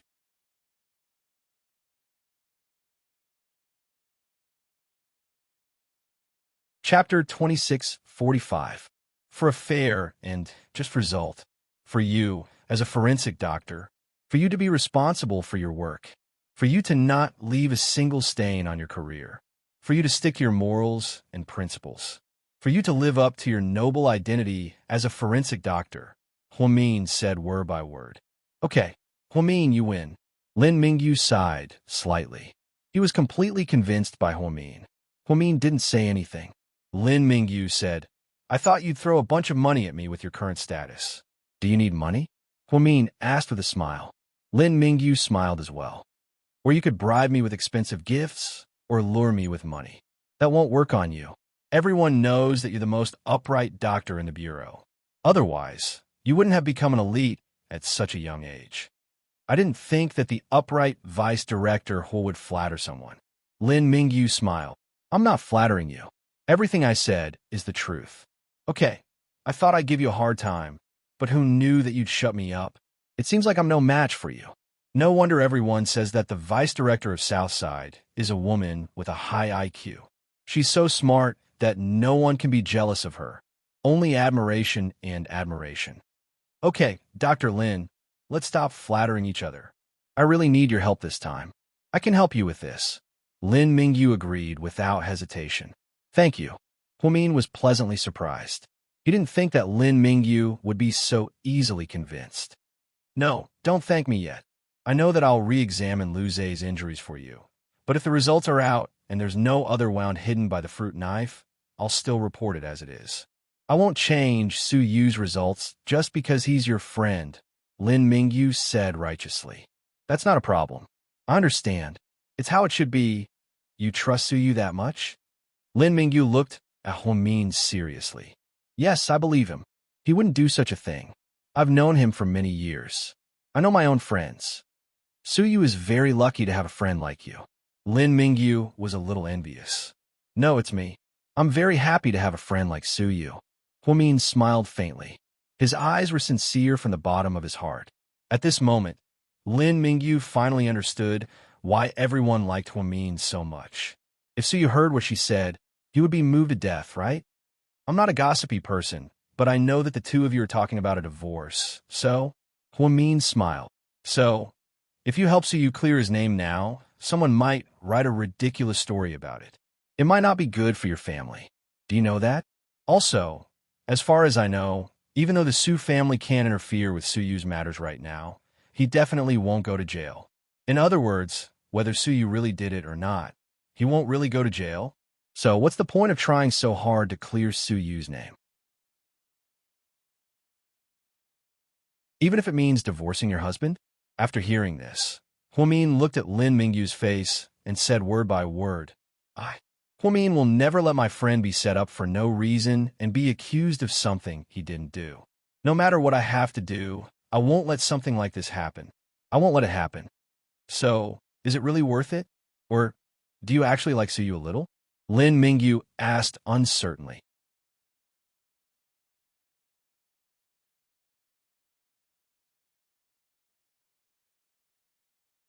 Chapter 2646. I don't like you. I only have the most sincere friendship for my friends. Huamin's answer was short but honest. Okay, it's a blessing to be vice director Hua's friend. Lin Mingyu sighed heavily. But you're my friend too. Huamin was a little embarrassed. No, I'm not. Otherwise, vice director Hua wouldn't have used me without telling me, Lin Mingyu said in a fit of pique. Huamin felt guilty. I'm sorry, Dr. Lin. I really didn't have a choice back then. You don't have to explain, I understand. I don't blame you. People say that a husband and wife are birds in the same forest. When disaster strikes, they fly away separately. But you, a weak woman, put your own safety aside and wholeheartedly protected your husband at a critical moment like this. This kind of heart is hard to come by. Huamin bit his lips and didn't say anything else. He really didn't know what to say. Let's go. I'll go write up the application. After the city bureau approves, I'll bring people to Luze to re-examine his injuries. Dr. Lin, about Luze. Huamin was anxious and wanted to say something. I know. I won't give Luze any advance notice. I'll give him time to play tricks. I'll bring people over and catch him off guard. When the time comes, the results will be the most accurate and he won't have a chance to play any tricks. Yes, that's it. Thank you for your hard work. Huamin nodded in relief. Okay, don't worry. I'll get the results as soon as possible. But you have to know, even if we do find something, it might not be enough to clear his name. After all, there are so many witnesses, so don't place all your hopes on this. It can only be used as supporting evidence. I understand. I'll think of a way to find other evidence. Anyways, thank you, Dr. Lin. You're welcome. It's my job. Then, Huamin and Lin Mingyu left the office together. Huamin went straight to Jiang Shaowei. The two of them ordered a few simple dishes from Sichuan restaurant downstairs and chatted while eating. I didn't expect Lin Mingyu to be so easy to talk to. Damn, this is an eye-opener, Jiang Shaowei exclaimed. Actually, I've asked around about Lin Mingyu. Gao Ran said that he has a good reputation. Although he's a little rigid and unwilling to bend the rules, he's still a very upright person. Many family members have given him money and jewelry before, asking him to slightly change the test results, but he refused no matter what. Lin Mingyu's conditions are not bad. He doesn't lack that bit of money. It's not a matter of money. It's a matter of character. Otherwise, I wouldn't have been able to hold on to this post for so many years, but this time, I'm surprised that he agreed. Mian, you have to know that it's the hospital's job to examine the injuries of living people. It's not Lin Mingyu's job. He's a forensic doctor, and he only examines corpses. I understand. So, why don't you let the first hospital or south side do the examination? Why go through so much trouble? Jiang Shaowei didn't understand Huamin's move. The hospital won't be able to do it. Lu Zhe is a doctor, and he's very good at it. Only a forensic doctor would be able to do such a detailed examination. Plus, it's because he's a forensic doctor from the Municipal Public Security Bureau that he's more convincing. Damn, I'm impressed. You're so thoughtful and meticulous. Jiang Shaowei gave him a thumbs up. Just then, Huamin's phone rang. She picked up the phone and saw that it was Tang Chuan. Sis-in-law, I found some leads on Lord Su's case. Where are you? I'll send them to you. Tang Chuan sounded a little excited.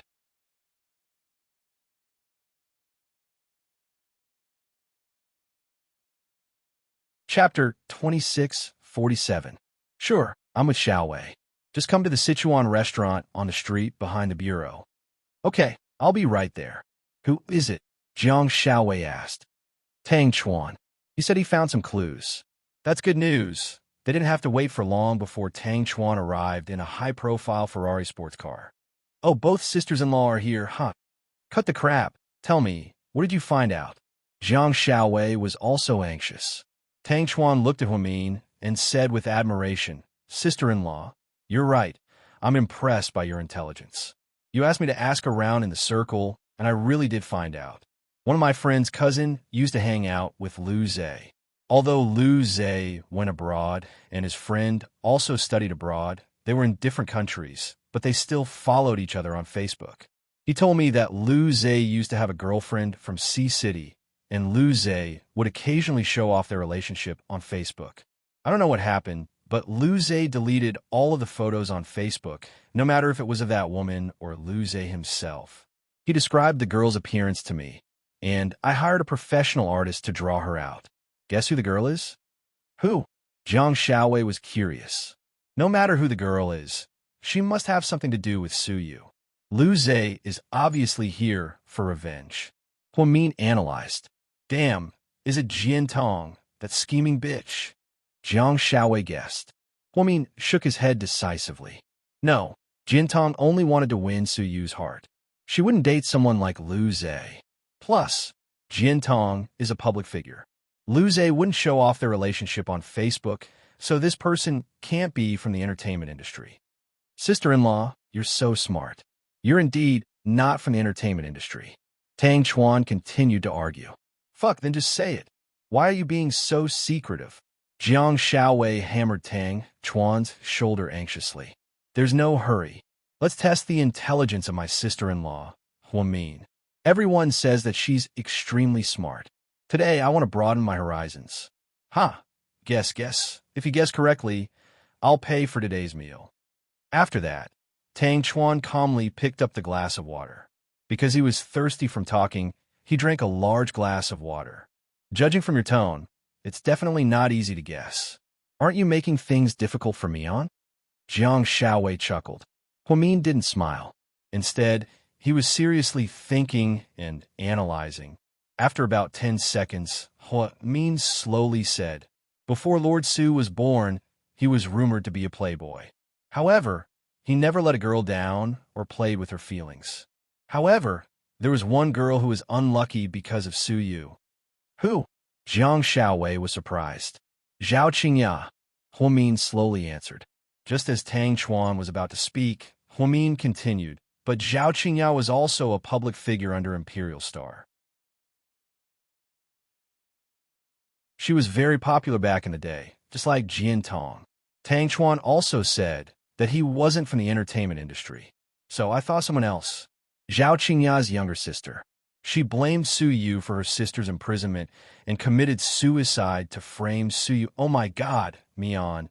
If you didn't mention it, I almost forgot about her. Tang Chuan, is my Mian right?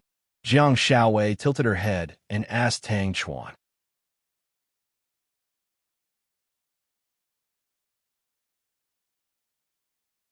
Chapter 2648. Sis-in-law, you know how to read fortunes, right? Tang Chuan looked like he was about to cry. Cut the crap, is it right or not? Jiang Xiaowei asked anxiously. Yeah, it's her, Zhao Xia. Tang Chuan pulled out an old photo of the girl and Lu Zhe and threw it onto the table. Jiang Xiaowei picked it up and looked at it. You don't say, this girl really does look like Zhao Qingya. They were born from the same father and mother. How can it not look alike? Tang Chuan laughed. If it's really her, then everything makes sense. Lu Zhe blamed everything on Su Yu, and that's why he's trying to get revenge. Then, Lu Zhe wrote and directed all of this himself? Tang Chuan asked. Not necessarily. No matter how vicious Lu Zhe is, he doesn't look like someone who would cut his own tendons. Plus, he should know that with the power of the Su family, even if it wasn't Su Yu wouldn't really go to jail. So, it's impossible for him to trade his own hand for Su Yu's medical parole. Don't forget that doctors like us value our hands the most. We have to be prepared for surgery at all times. Mian is right. It seems like this whole thing is a bit complicated. Lu Zhe might really have been attacked by an outsider and used the opportunity to frame Su Yu, Jiang Xiaowei analyzed. Huamin nodded. That's the most likely explanation. Okay, sisters-in-law, you guys are so smart. From what I know, this girl has been with Lu Zhe for more than 3 years. During that time, she even went abroad to visit Lu Zhe once. She was planning to go abroad after graduation and even filled out her application. Who would have thought that something like this would happen? Tang Chuan explained. Logically speaking, this shouldn't be the case. A normal girl wouldn't risk her own life to frame someone else, even if something happened to her sister. Jiang Xiaowei felt like something was wrong. I forgot to tell you guys, this girl has depression. She had a relapse once before during the middle school exams due to the stress. She had another relapse during the college entrance exams. So, the last time she had a relapse, it was probably because of her sister's death that she was so traumatized that she went to extremes. I heard that the two sisters were very close. Don't be fooled by Zhao Qingya's arrogance. She really loved her sister. Zhao Qingya paid for her sister's food, clothes, and school fees. Zhao Qingya even left her a lot of money for her to go abroad. Tang Chuan told them what he found out. So, everything makes sense now. I knew that Lu Zhe had ulterior motives for coming back to work at Southside. At first, I thought he was working for Hua Xiqian to sow discord between me and Mr. Qin. Now I know that he approached me not to sow discord between me and Mr. Qin, but to take revenge on Su Yu. It seems like he also investigated Su Yu thoroughly, Huamin said with a straight face.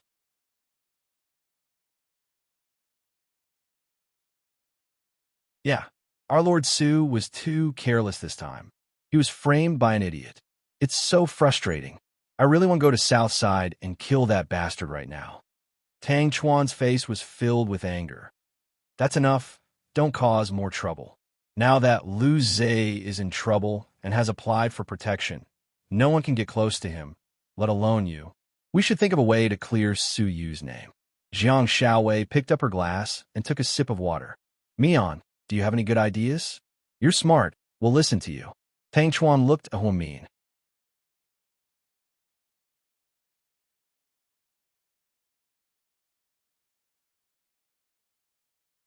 Chapter 2649. I will collect all the evidence and clear Su Yu's name, Huamin said. That's it? That's all. Tang Chuan wasn't satisfied. That's not all.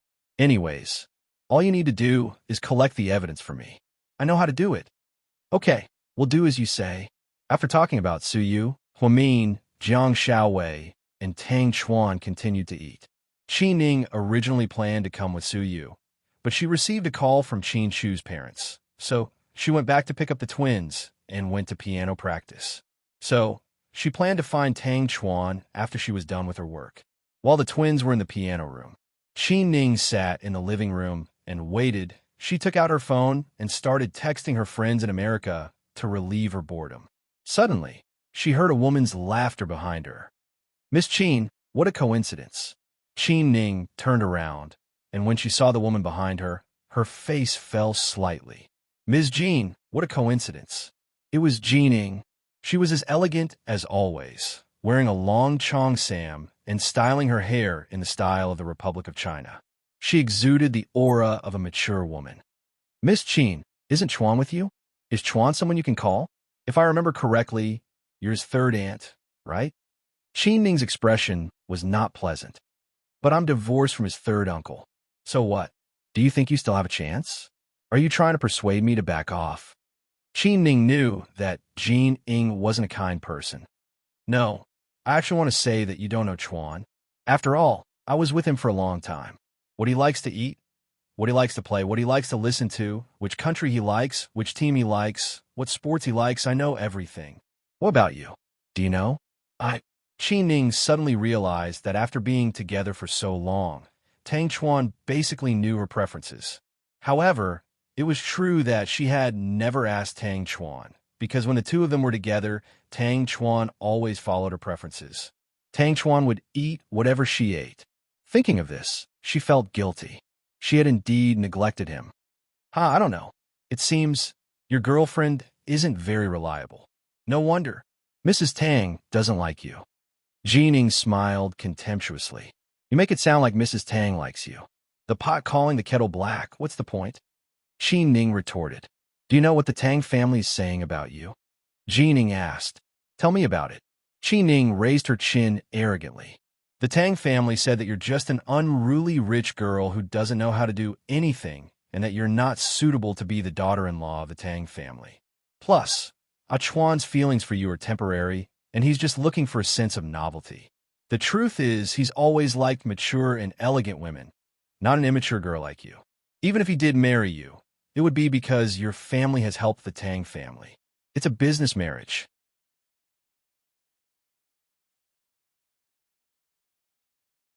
Do you really think you two are truly in love? What's the point of saying all this? Do you think I don't know what you're thinking? You just want to drive a wedge between us. Why should I believe you? Qi Ning wasn't an idiot. She wouldn't believe Jin Ying's unreliable words just because of what she said. Do you think I'm just saying it? You can see for yourself. Then, Jin Ning turned on her phone and showed Qi Ning a video. After watching it, Qi Ning's expression changed drastically.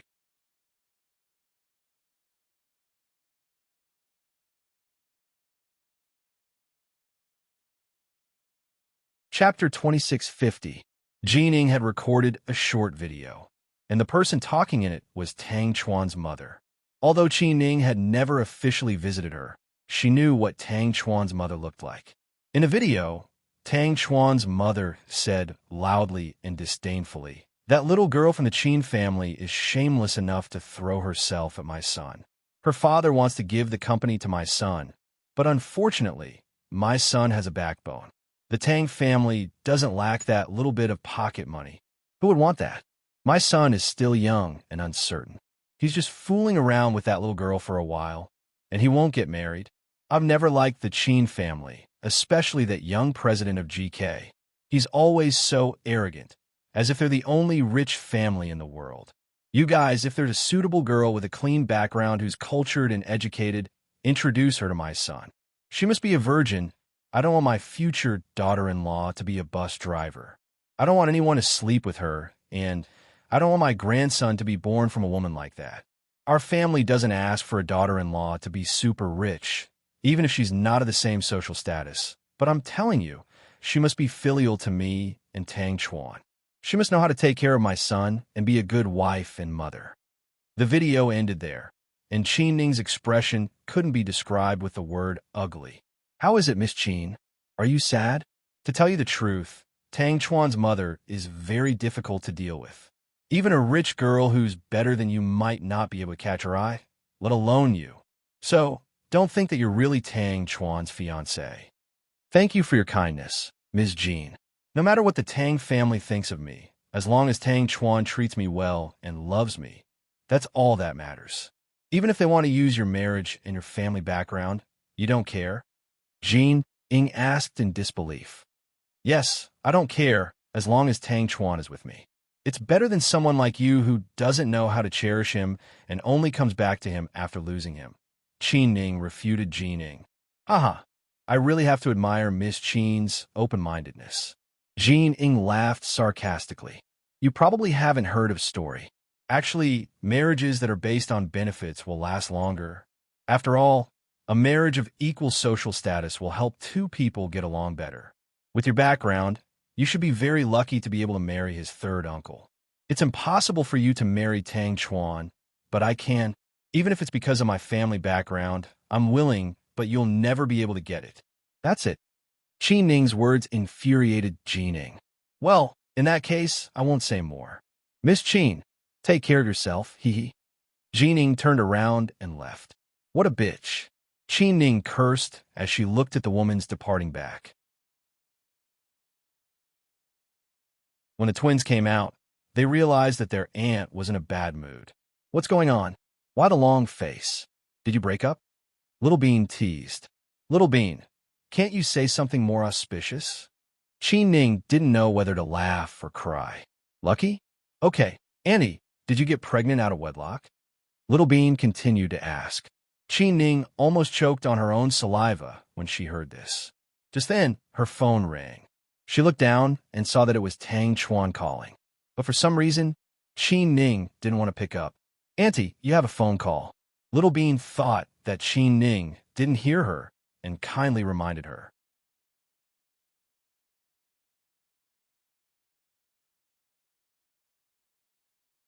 Chapter 2651.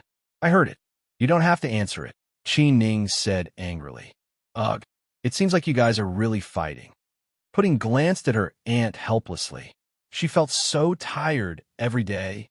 Not only did she have to watch her parents fight, but she also had to watch her aunt and future uncle put on such a sad show. "It's okay. Don't talk about it when you get home, okay?" Qin Ning warned. "Okay." Seeing their aunt's attitude, the twins didn't want to ask too much. When they got home, Qin Shu and Huamin had already gone home. It was rare for the whole family to gather together. Mrs. Qin had prepared a table full of dishes in order to ease the awkward atmosphere in the house. "Grandma made a lot of the dishes today. You guys should eat some," Mr. Qin said to his twin grandsons. "Grandma made the food herself." "Thank you, Grandma." "Moi." Little Bean blew a kiss into the air.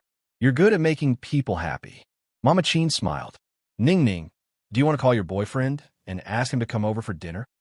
Mr. Qin asked. "No, Uncle. What's wrong?"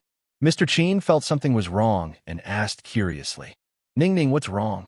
Did you have a fight with Tang Chuan?" Huamin tilted his head and looked at Qin Ning.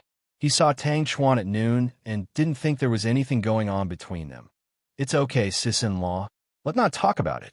You should ask my brother if he really wants me to take the twins with me." Qin Ning hadn't made up her mind yet. After all, they had never lived alone in the States. Would they really get used to being separated from their parents for so long? At this question, Huamian gently bit her lips. "Honey, do you really want Ning Ning to take the twins with her? Mom and Dad will go with her. Don't worry. When this is over, we'll bring them back."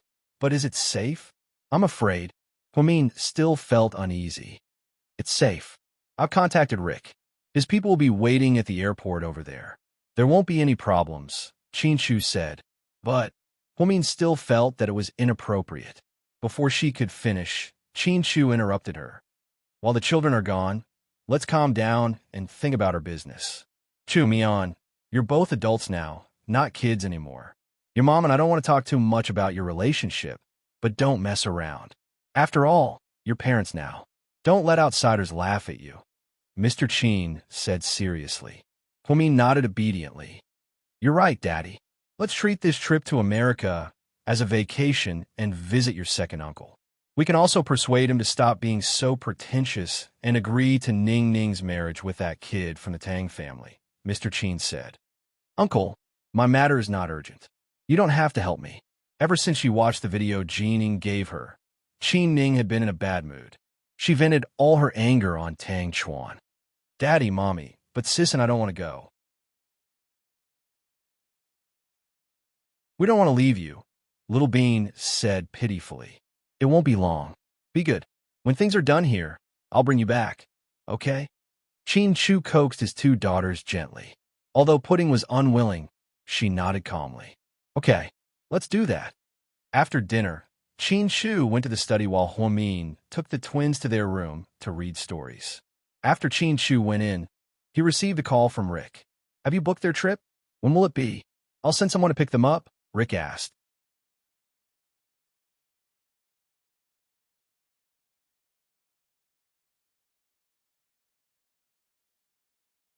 Chapter 2652. "They're not going," Qin Shu answered calmly. "They're not going? Are you kidding me?" Rick froze. "My daughters are leaving, but it's just an illusion. It's to deceive people. The news I release to the public is 2 days later. At that time, I believe that someone will definitely make a move at the airport. I'm here to catch a turtle in a jar." "So that's how it is. You sure have a lot of ideas." Rick admitted defeat to Qin Chu's scheming. "So, you could just send some people over and pretend to be there." "Okay, I understand." After the call with Rick, Qin Chu picked up his phone and ordered his subordinates to deploy. He wondered if Hua Xiqian would make a move if he knew his daughters were leaving. There were also other enemies who were eyeing him. In another room, "Mommy, I think it's not good for Auntie. I'll go see her. You stay with Sis for a bit." "Okay." Then, Little Bean, who was wearing a tank top and shorts, ran to find Qin Ning. Pudding, do you have anything you want to take with you? Huamin asked. Mommy, do you really think we'll leave? Pudding's words left Huamin speechless. Daddy, you mean? Pudding was about to speak, but Huamin shushed her. Then, she took out the anti-eavesdropping device from her bag and turned on the signal jammer. Then, she continued, Okay, you can speak now. Daddy's obviously trying to lure us away. He won't let us leave here and go to the States alone. He's just using this opportunity to eliminate a group of enemies who want to harm us. Pudding, you're right. That's what your daddy meant. Even an idiot can see it. Mommy loves us so much, but didn't stop Daddy. You guys obviously planned this. Pudding looked at them with disdain. Your grandparents and Annie don't know about this. If too many people know, it'll be easy to expose. I know. I won't tell Annie, and I won't tell Grandpa and Grandma. I believe Daddy will explain when the time comes. Well, my daughter, your mommy's pride. Huamin suddenly felt that Pudding was so smart. It was almost as if he had surpassed his younger self. So, Mommy, can I ask you a question now? Okay, tell me about it. Huamin looked at her eldest daughter with a smile, her face full of motherly love. Do you have a baby? Pudding asked seriously. Although his expression was very calm, just like an adult, his voice was still childish. When Huamin heard this, he was shocked beyond words. Pudding, why are you, Mommy? Answer me first. Yes or no? Huamin hesitated for 3 seconds before finally nodding. Yes, I knew it. Looks like we're going to have a new member soon. Pudding smiled slightly. Pudding, how did you know? It depends on your reaction.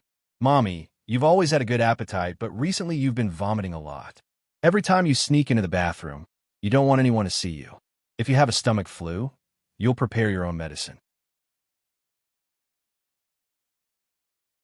But I haven't seen you take any medicine. Okay, you're so smart. Mommy is impressed. Huamin patted Pudding's head lovingly. Mommy, it's a good thing that you're pregnant. Why didn't you tell Daddy? If he knew, he'd be so happy. Pudding asked. You're tuning into the Romance Rendezvous YouTube channel. We're so grateful for your support, and don't forget to subscribe to join us on this incredible journey through captivating stories. Your generosity through donations truly makes a world of difference, as it's the primary source of revenue that allows me to expand and enhance this channel for you.